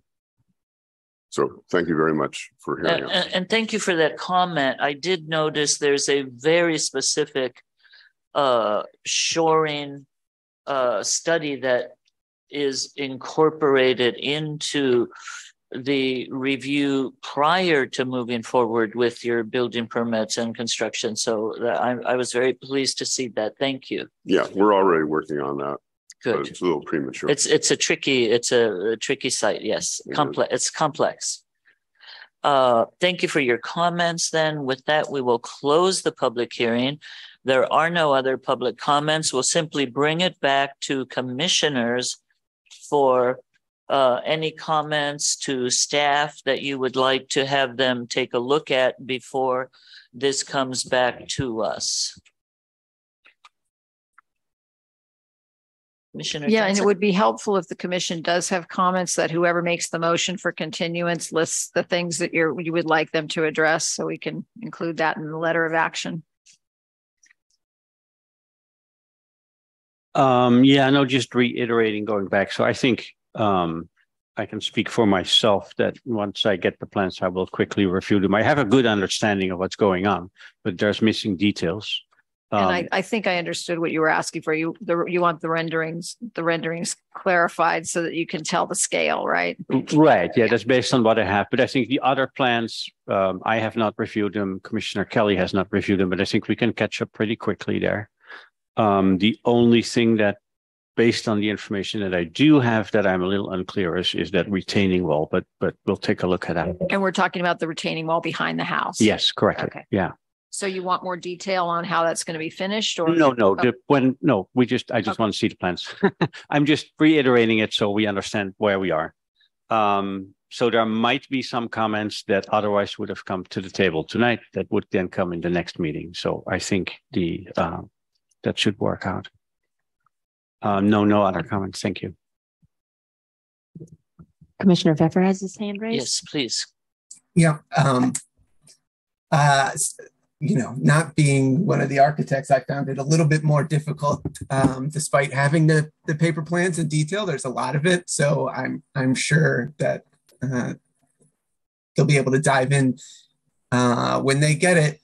What I did want to offer for the commission and for anybody else listening is that you do get a very good sense of the project driving by, both going up Tamalpais even lower than the houses listed on the street.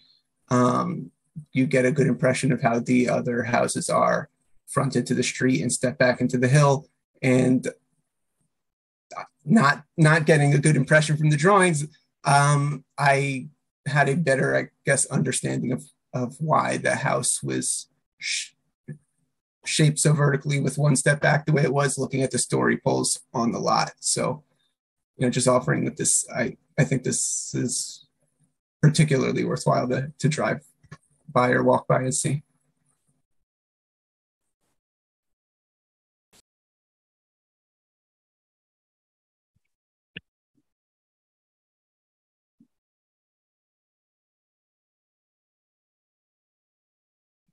Commissioner Newton, you were ready to comment? No? Okay. Commissioner Swift.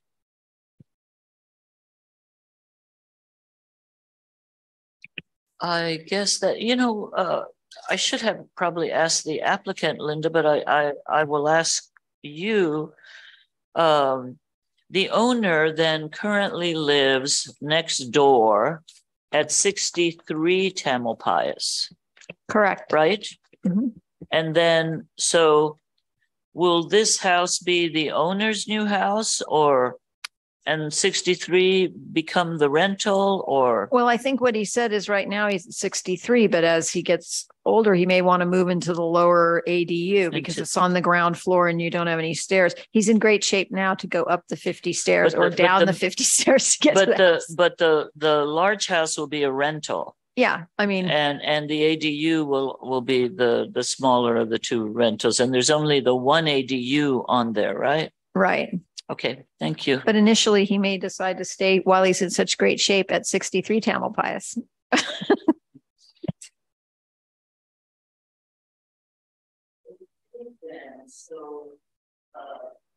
My only other comment, and the architect has already said he would look into that, is the scaling and the massing of the building, which may or may not be an effect of the isometric drawing. But does staff have sufficient information from the commission to move along? Well, you're going to have to make a motion to continue, and I was hoping that you would list what you're asking them to produce for the next meeting to address your to address your the things you need addressed. Like if you have a specific page that you want them to work on, you could cite that, put that in the motion. I think I know what you're asking them to do, and I think that the architect understands, but it would be good if could you do me a favor? I didn't write everything down. Could you review your list that you have just? If the architect, he did give me my plans back. Or are you you have to go through each page? Okay. Yeah, I know we did talk about page A5. Ron, did you give me my attachment D back? No. Could I have that back? Thank you. Talked about A3.1. Oh yeah, I know. Yeah, so I believe that A2.1 that in attachment D, in the response to the design review criteria, the perspectives needed to be maybe fine-tuned so that they more accurately reflect the scale of the construction on the site. Does that make sense? Yeah, yes. to be prospectively correct and to scale. The perspective. Okay. And then page A5 needs to be fine-tuned also, because it does make it look like the whole house hangs over when it's really just a 4-foot wide access deck that leads to the back patio. But it does look odd in the drawing, yes. Because the house itself is stacked, the sides of the house. I don't have that drawing. You don't have this in your, oh my. No, neither Commissioner Kelly. Oh, no, I know. Yeah. But Norma comment on this one. So that's page A5. So the architect's going to work on fine tuning the perspectives in attachment D and on page 5 of the plan set. And on page A2.1, I believe the architect was talking about detailing and making a few notes on the decking and the extensions. And was that correct? Just to clarify, the decking and that extension into the side of the property. And then the other thing that I think might be helpful, we understand it, but it would be helpful for the community perhaps. A2.1, remember we were talking about the— Through the chair, if I could. The B and C lines and where the decking went around that to show that.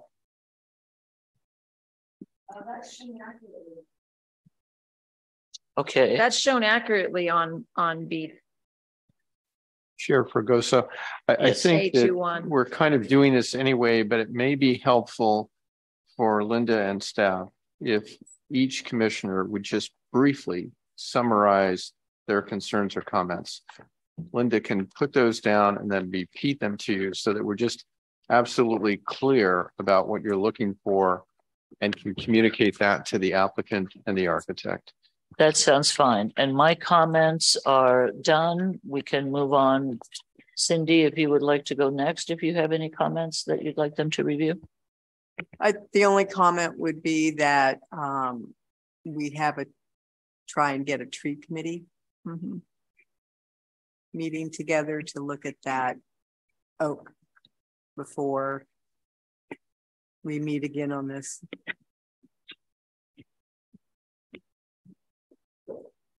Thank you.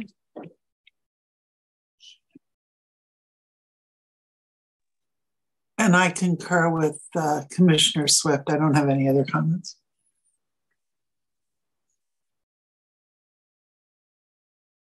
Kelly, we have your comments about the perspective and the massing, right? And you wanted to have 63 Tamalpais added to the 73. 73, thank you, Tamalpais added to the photographs in attachment D.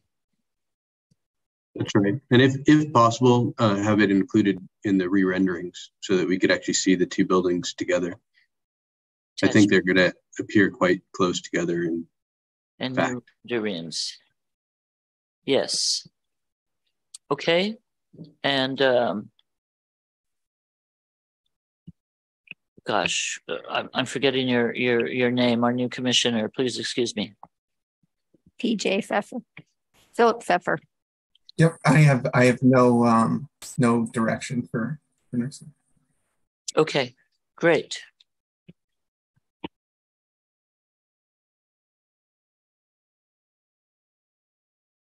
Well, how did I get this on? I have everyone's except I'm still not understanding what you wanted for page 2, A2.1. Because I think, what am I missing? To me, it looks it looks like the access deck is shown correctly at 4 feet wide, and then the patio is correctly shown with dotted lines. Yeah, I think 2.1 is okay. It was the other page that the architect clarified, a 2.2, where he clarified the extension of the decking surrounding the. Okay, so you no longer need anything changed on those? No. Okay, great. Thank you. So would it be sufficient for someone to make a motion and say recommending continuance with all of the comments that we don't have to spell them out one more time? I have them okay. all now. Yep. Cindy? So if we're ready, I'd make a motion to continue this item to a date certain and to address the items that the commissioners requested. And again, through the chair, a suggestion on that motion, a date certain, I'm assuming that would be your regular meeting in January, correct? One would assume. Okay, thank you. But as you indicated, Director, if something comes along, it can be continued without any hassle, or just the notices just get changed. Right. Can we have a second on that motion? Second. A second by Jensen. Let's get a roll call. Okay, Pfeffer, Aye. Jansen, Aye. Kelly, Aye. Newton, Aye. Swift, Aye. Chair Fregoso. Aye. Motion carries. Thank you very much, gentlemen, for coming to speak to us this evening. Appreciate your comments and your hard work. See you next year.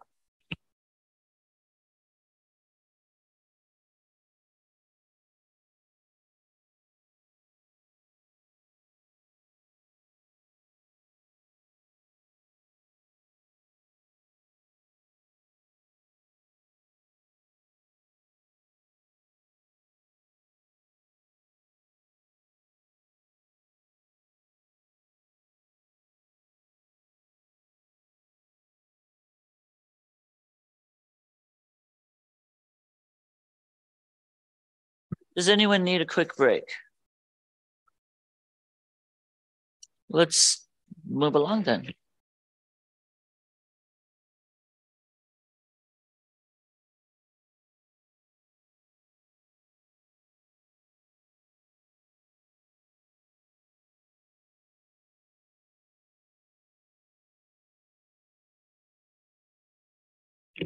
Okay, our next item is discussion of changing the regular planning commission meeting each month from the fourth Thursday to the third Thursday of the month. Can we get that staff report? Yes. So as you know, early last year, the town council changed your regular meeting date from the third Thursday, which had been being held the third Thursday since 1977. They changed it to the fourth Thursday. And after a year of operating that way, the staff has determined that for the staff as a whole, this revised schedule was counterproductive to move items in a timely manner from the planning commission forward to the town council, or vice versa. When the town council sent something to the planning commission, the two meetings were just too close together to get them. You know, we were then a month out. So we're recommending that you direct staff to prepare a staff report and resolution for the town council approval to restore the regular planning commission meeting date to the third Thursday of each month. And that would conclude our report. Okay. Any comments from commissioners? I chuckled a little bit because we go from the third to the fourth for the same reason, because it's difficult to get the packets and the staff reports. But I don't have a problem with the third Thursday of the month. I kind of like it. Back to the 70s. No, it's all good.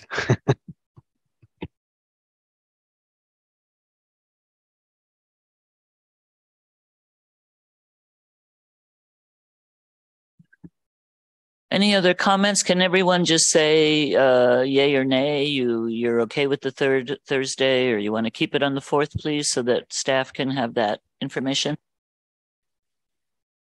Amy's doing a thumbs up. Thumbs up. Up, thumbs up. Okay.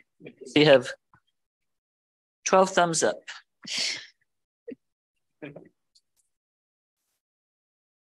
Well, it is 12 thumbs. Okay, so that means that, does this go back to council? I'm sorry, or beginning January, we would go to the third? Yep. I'm in the process of preparing the staff report and resolution now for the I think it's January 10th meeting of the town council.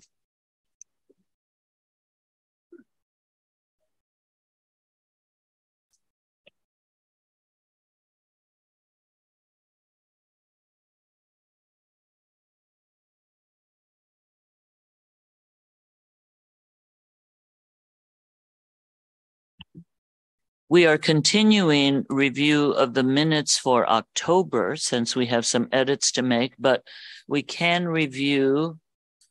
Do we have November meeting minutes? There's October.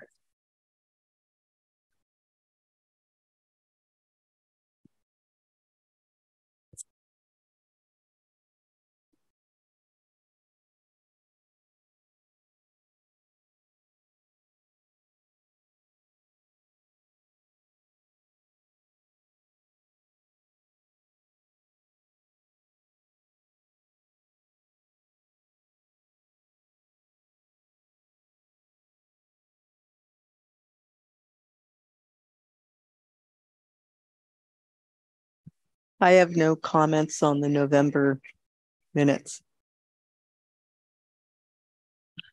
Does anyone have Neither. comments on November? I don't have any comments, but I'll make a motion to approve the November 17, 2022 minutes.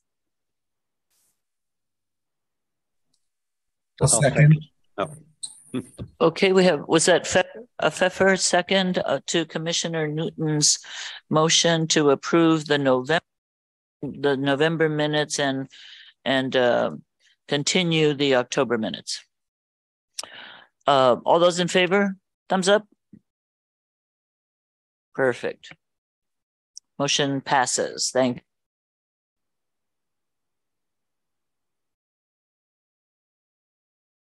Our next item is election of a new chair. This is my last Planning Commission meeting as the chair.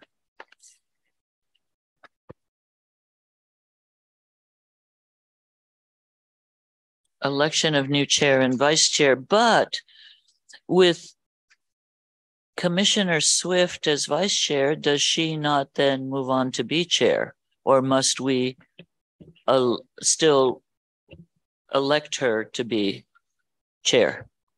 Yeah, you still do that. Mm-hmm. Okay. And I've been advised that we're not supposed to be calling it an election. We're supposed to be calling it a selection. You're right. It's not an election. It's a selection. Election in a different way. Yes, got. Commissioner Newton has her hand raised. Go ahead. Okay. I first off just want to thank you, Chair Fregoso, for taking the reins this year. It's been a hard slog. I don't know what the word is. Hard slog. And, you've done a wonderful job and I really appreciate your leadership. Thank you so much. And with that, I would like to nominate Vice Chair Swift for selection as our Planning Commission Chair for the coming year.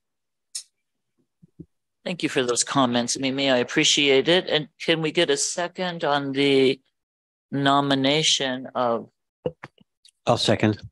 Commissioner Swift. Okay. Should we take a formal vote on this, Linda? If you'd like, I can definitely do that. Okay.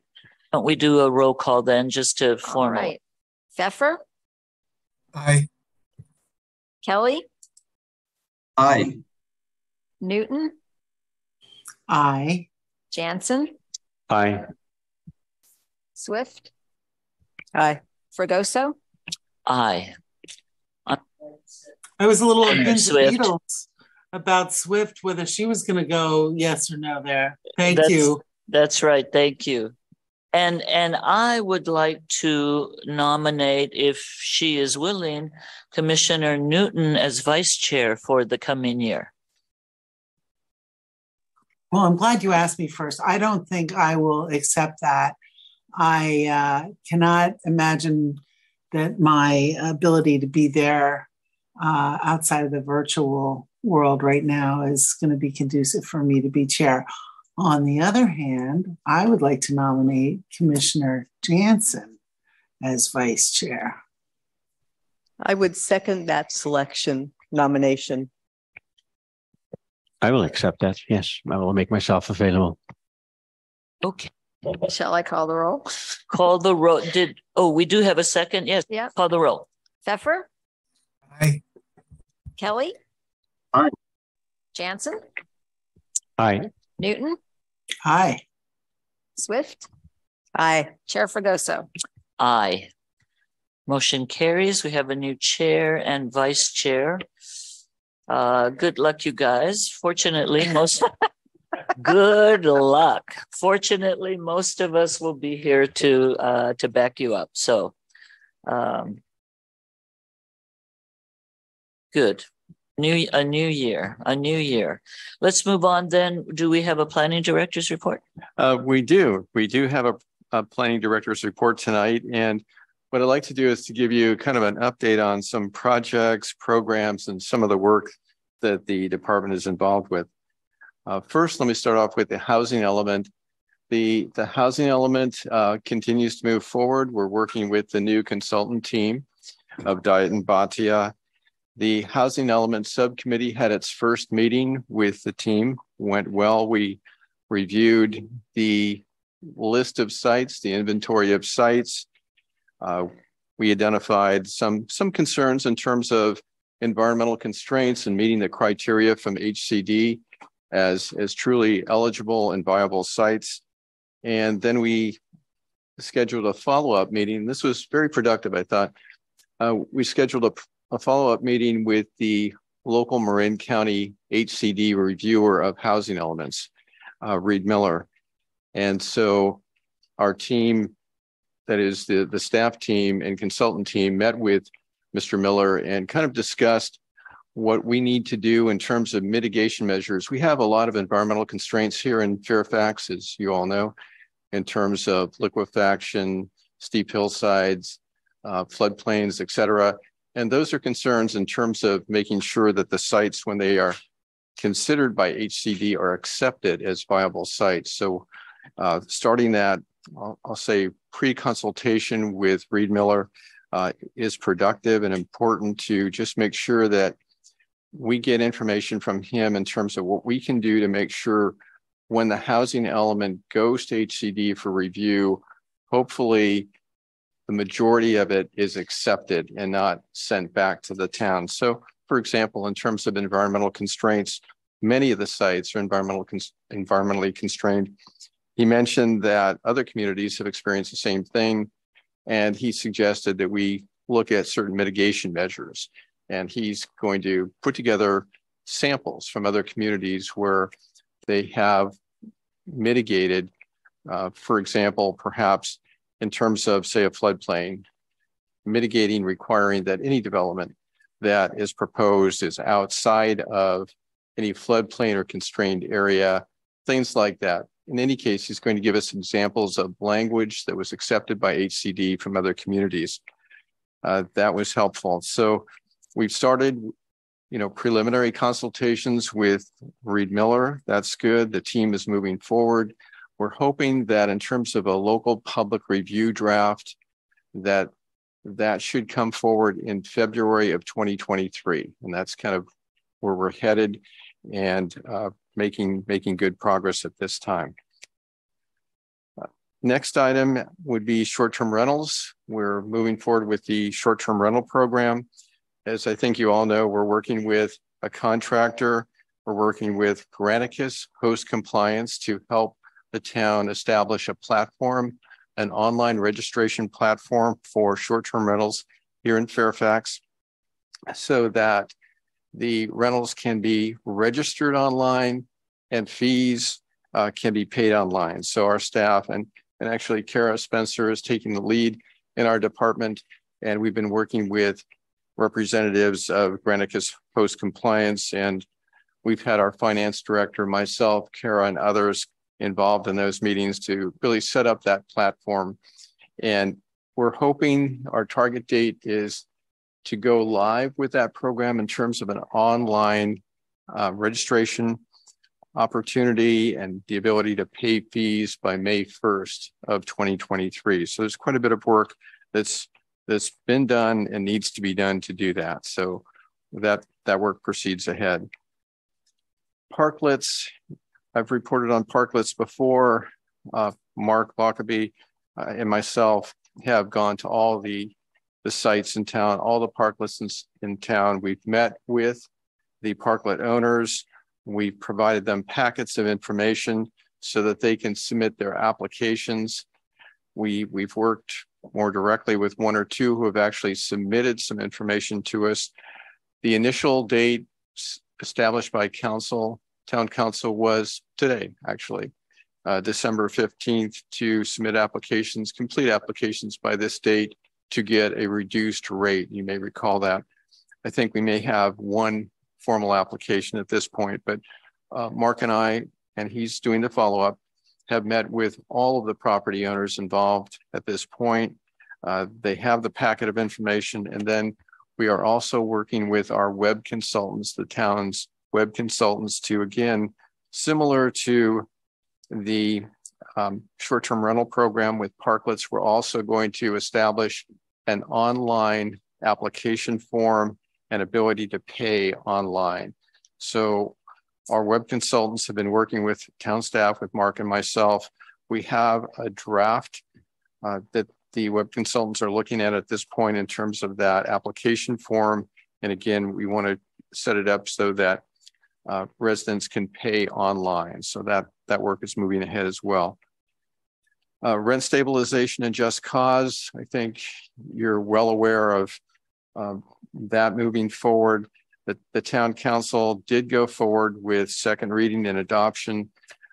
Those ordinances are now effective as of December 2nd. I'm sure you're also aware that there are a large number of individuals in the community that have indicated concerns about those ordinances. In fact, there's been a request for town council to reconsider those ordinances. That's yet to be determined.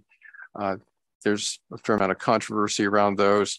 In any case, the effective date was December 2nd. And then, as you may recall, in the way that the town council approved those ordinances, there's an effective date and then there's an implementation, I'm going to say date, but it's not a specific date. It's not a date certain.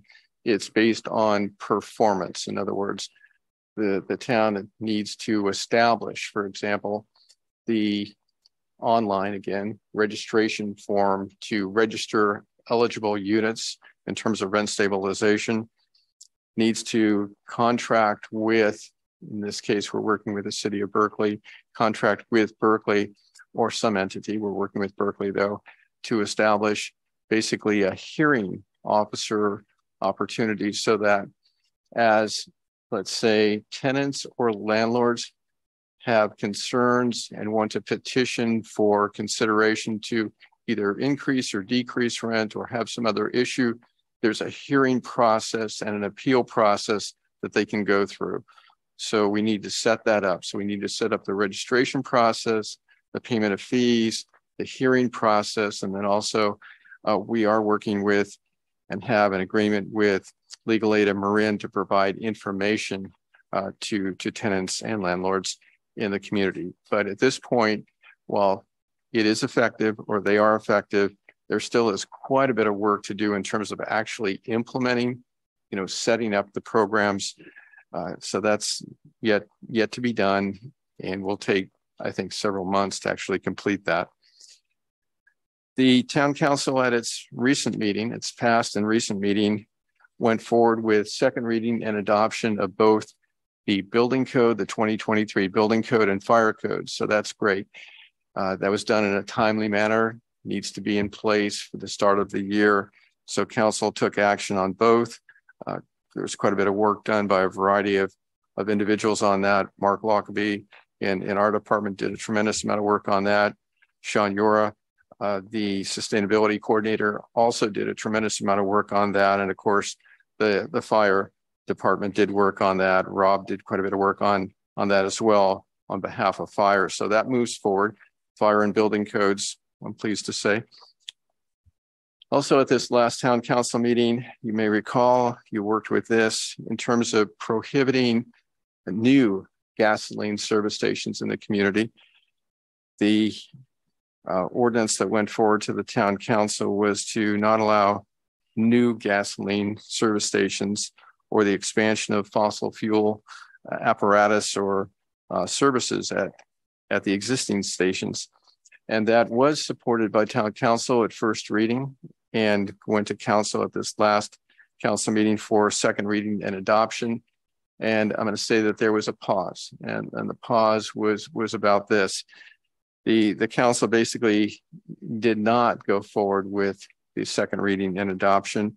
And the concern had to do with the fact that as the ordinance was set up, the two existing gasoline service stations in town, they're independent gasoline service stations, would become legal non-conforming uses.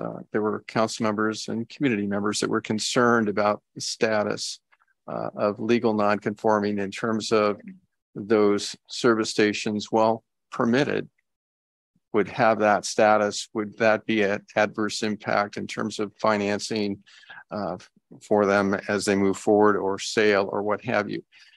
The council directed staff, the town attorney and staff, myself, to look at this, and is there another way to permit those two existing gasoline service stations without them necessarily being identified as legal non-conforming uses, so as to address the concern that the council had about, financing, resale, et cetera, still with them supporting the idea that there would be no new gasoline service stations, but to give more support, I'll say it in that way, for the two existing service stations.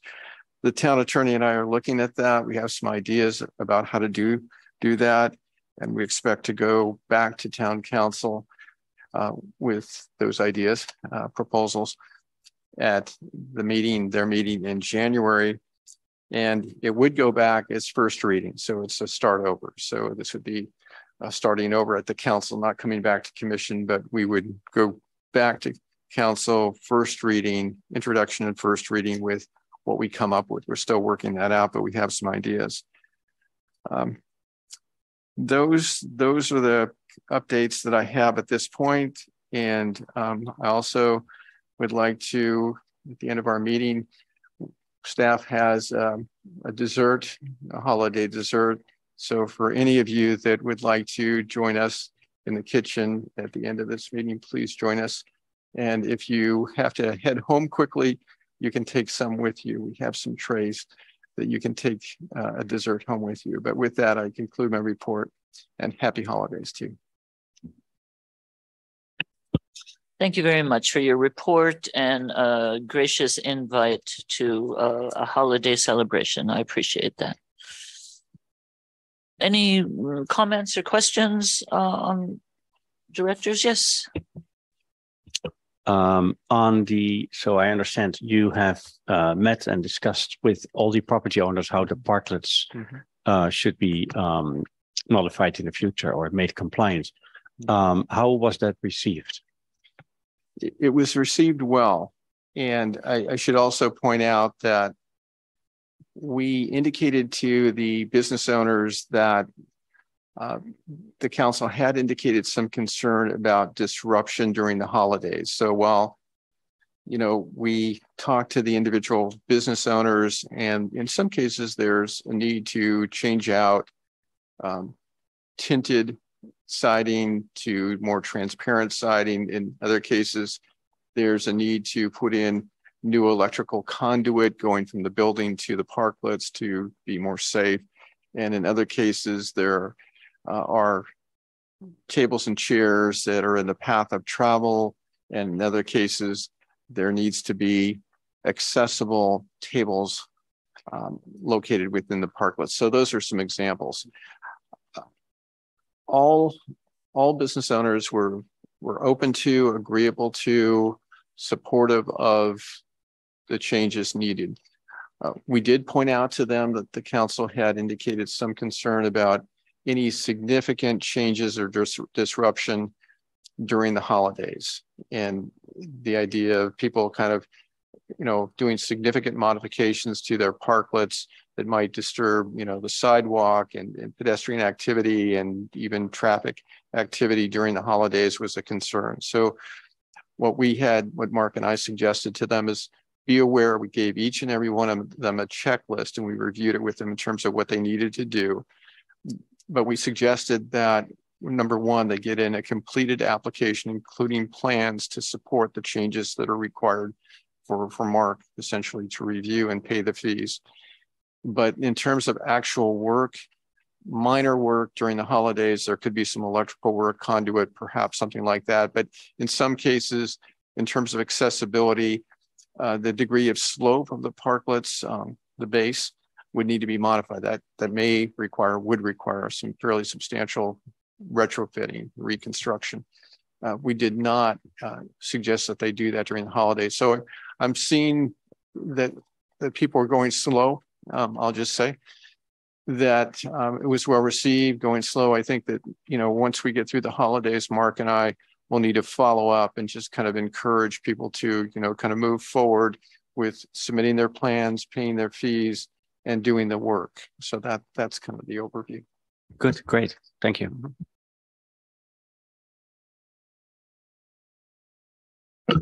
Commissioner Pfeiffer and Commissioner Newton have their hand raised.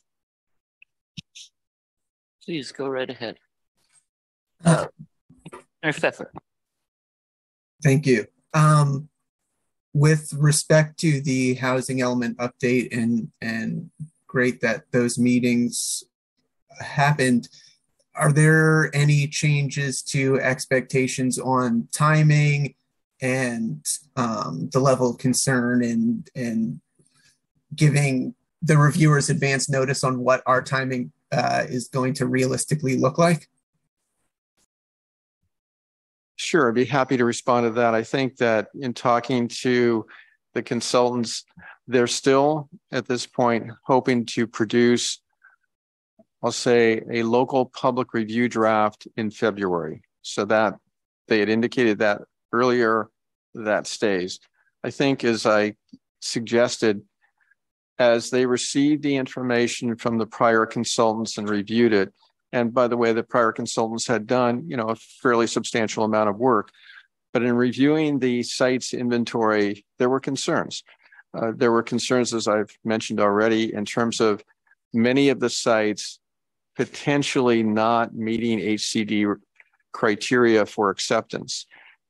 And so these consultations with the local reviewer, and we've even asked for a follow-up this coming week with his lead, his supervisor, to kind of look at different options. I think what we want to do is to make sure that in terms of what the town of Fairfax submits to HCD, that as far as the site inventory, which is critical for the CEQA analysis and is foundational for the work overall, that those sites that we submit will be accepted. And that was concerning to this team in terms of what was on the table. And so I think that we'll be looking at additional sites. We'll be looking at mitigation measures, as I mentioned already, in terms of some of the environmentally constrained sites, using mitigation that HCD would provide to us, and just trying to make sure that when this review draft, this local draft, goes to HCD with comments and responses to the comments, that hopefully it's responsive and to the extent we can assure that we meet HCD criteria. All communities get comment letters. That's a given. We would just prefer to get a comment letter that's a couple of pages or a few pages, not 15 pages, and basically a rejection. We'd like to make sure that we submit something that's on track. We've had consultations along the way, no surprises. So that's kind of where we're headed. I hope that answers your question. Yep, thank you.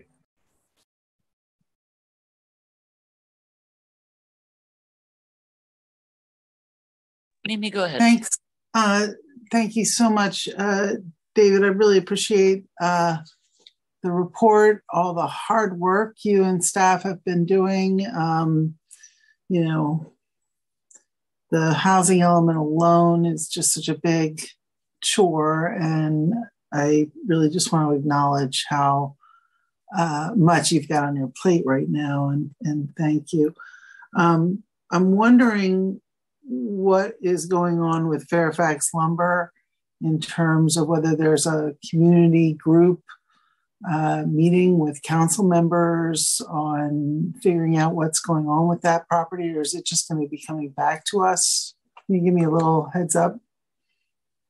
Sure, I'd be happy to give kind of an overview on that. I think it's basically a two-prong approach. I'm going to refer to it that way. As you know, there is a council subcommittee to work with Fairfax Lumber and the Spruce Road neighbors, and to discuss issues that come up between the neighbors and Fairfax Lumber and the Fairfax Lumber operations. That's kind of big picture global to try to bring people together to address issues on an ongoing basis. I'm going to say, in addition to and somewhat separate from that, is the application for the variance for fence height. And Linda's been working with the Fairfax Lumber team on that.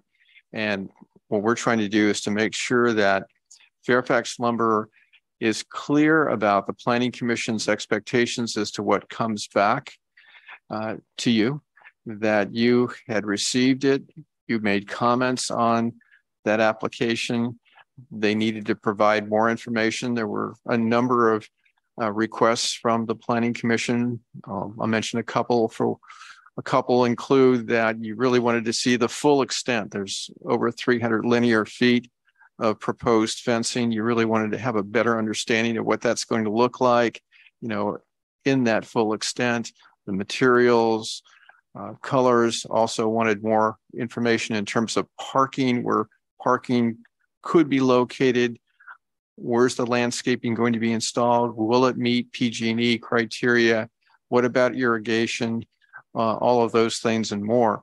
So the good news is, and actually Linda just shared this with me today, I think, is that Fairfax Lumber has met with a landscape architect. You had asked them to engage a landscape architect to prepare these drawings and the information you had requested. Apparently they have identified a landscape architect. Linda and I have discussed this, and we've asked Fairfax Lumber that as they engage this landscape architect, we would like to meet with them and the landscape architect and go over the Planning Commission's requests and also do a site visit, so that as the landscape architect and Fairfax Lumber prepare their application, their resubmittal, that they're on target and meet your expectations. So we're moving forward with Fairfax Lumber. Linda's taking the lead on that. Mark Lockaby has done quite a bit of work on that in the past as well. And that will come back to you. I'm not sure when exactly. We were hoping to bring that back in January. It's probably more like February now, I would say, given the fact that they're just engaging the landscape architect. But Linda's staying with that. We're staying with that to try to get that back to you. And I'm going to say it's probably more like February, your February meeting. Does that respond to your question? Yes, thank you very much. You're welcome.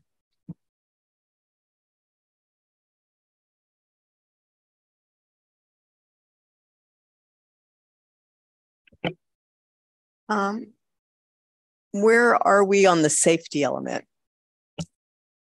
The safety element, we have a draft safety element, and the new consultant team has been doing work on primarily at this point the site inventory and the needs assessment. And so the prior consultant had prepared a draft needs assessment. This new consultant team has reviewed that and modified it, I'll say considerably, and resubmitted it. So we just received the first work product, really, maybe second work product. Well, I'll say first work product from this new team, which is the updated, more complete needs assessment. They're also, as I mentioned already, working with the site's inventory, which is really critical that they get that right. We get that right. And they will be looking at the draft safety element to make sure that all of the applicable new state laws are addressed in the safety element. So I'm not aware that they have gotten to that yet in terms of, they've reviewed it. They've reviewed the draft that we had. But in terms of looking at applicable state laws and determining what further work is necessary, they're still to do that. Do we have a copy of the existing draft online? It was online. I can check, but we certainly have a copy. Okay. I haven't looked on the planning department's website today, so I don't know if it was if a draft was there or not. I know the last meeting, I don't think we had anything up there. I'll look. That would be helpful. Okay, sure. I can do that. We do have a draft. The parklets.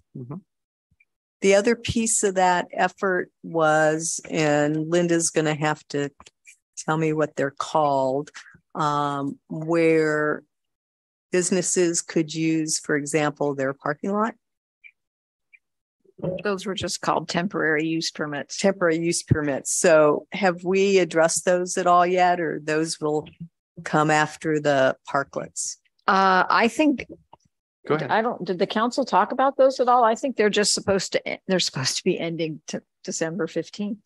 I thought that was right. So they weren't included in any kind of an extension kind of thing. So we'll need to look into those. The focus, as Linda just said, the focus really was the temporary use permits for the public. I'll refer to them as public, but now we have public and private parklets in the public right of way. But let me say, the town council's focus was on parklets in the public right of way. And so that has been our focus. And most of the temporary use permits have just stopped doing outdoors. There's only a couple that are still operating their outdoor areas. Yeah, so like the gyms and stuff, they aren't operating outside. There were a number of gyms that used the parking lot and stuff. To my knowledge, they're operating inside. Do you know something different that I don't know? Yeah. But there's one restaurant that, they had a use permit for outdoor dining, but they expanded it as a temporary one. And I think they have not scaled it back to what was approved for the permanent outdoor at the lodge. I thought they made it bigger during the pandemic and it wasn't as large. You guys didn't approve a permanent use permit that was as large. Yeah. So we have to get. And we have a restaurant in town, I believe. Well, we have a restaurant in town that never obtained one. Okay. All right. Okay. So that's a violation. That's separate. Yeah. Anyway. And at the town council meeting, they had an emergency ADU ordinance. So will we be seeing something coming back to us? Yes, you will. And so the urgency ordinance for ADUs and JADUs was approved by the town council. So the next step will be that I'm going to refer to it as a more permanent ordinance would be prepared. And as you may have heard at that meeting, the town council did make some suggestions in terms of some modification to language. They went ahead and approved that urgency ordinance, but they also said that some of the language could be clarified and asked that the town attorney and myself, that staff would, make some modifications to it. So yes, a more permanent ordinance would come back and go through the planning commission and then be reviewed by the planning commission, recommended to the town council. Council would pick it up and do first reading, second reading, and adoption. Okay. And we do not have a date on that at this point. I'm sorry. My last question is looking at the agenda from the last town council meeting. One of the things they put on the agenda is possible upcoming topics for the next meetings. So one of the things they had on there for the January meeting, and hopefully you can give us some more information on this, was an item called a creek fence.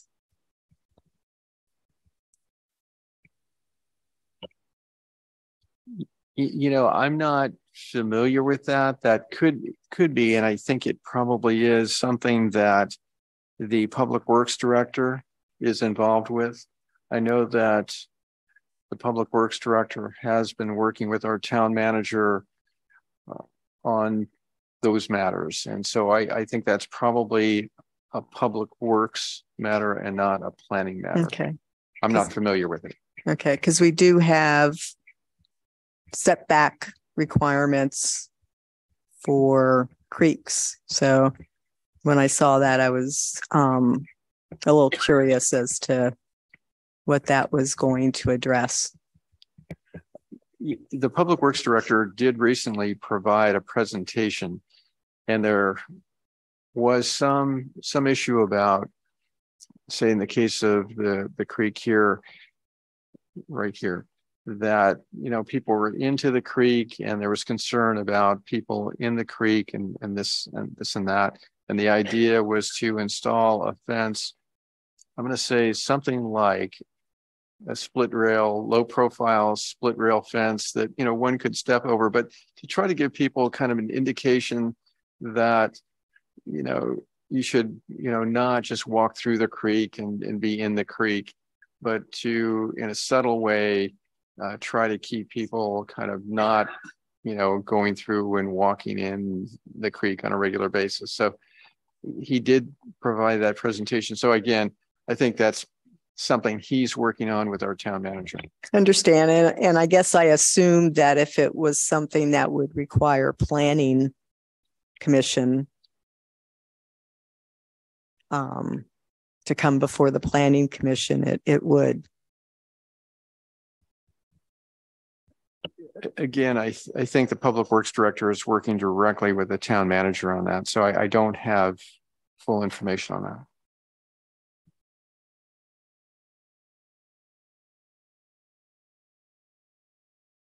And I can just go ahead with a commissioner comment.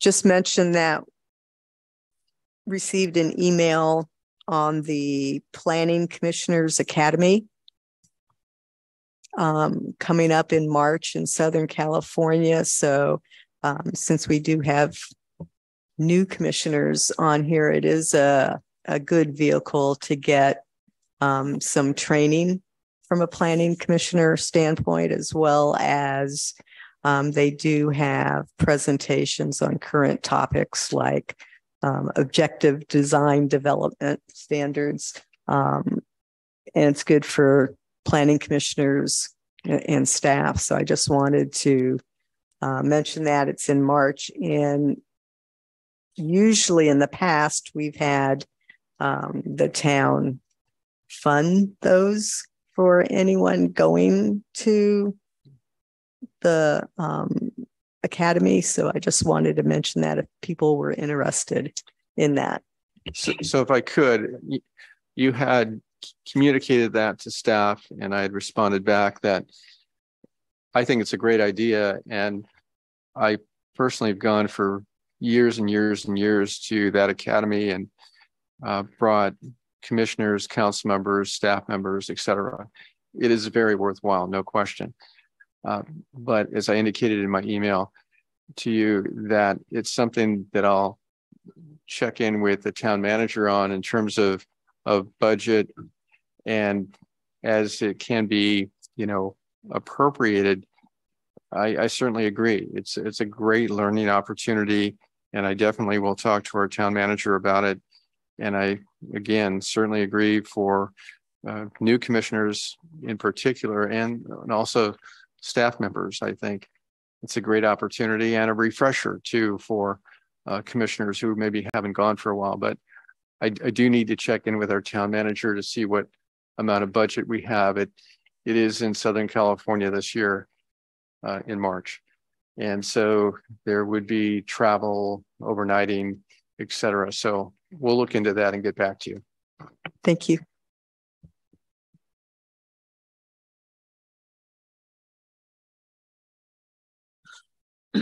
Any further commissioner comments or questions?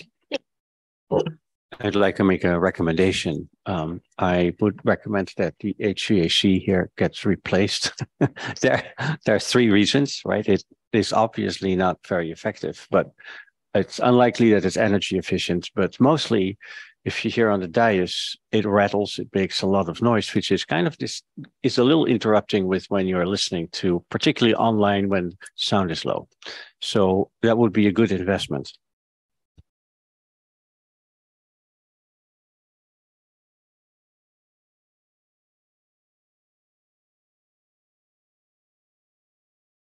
So noisy you can't have it on, so then you freeze. Right? Those are your choices. You can't hear or you freeze. just bought some boots that take me down to 30 below for when I come to these planning commission meetings, because that's what it feels like up here. My feet are ice cubes by the way I get home, but I've got these great big boots now. I feel very comfortable.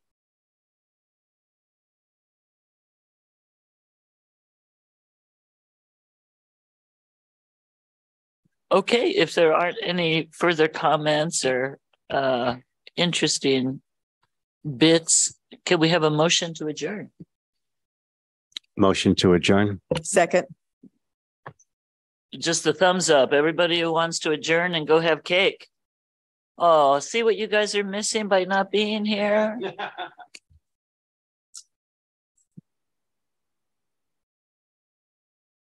Recording stopped. Good night, everybody. Thanks, Happy holidays, you guys out there. Good night. You too.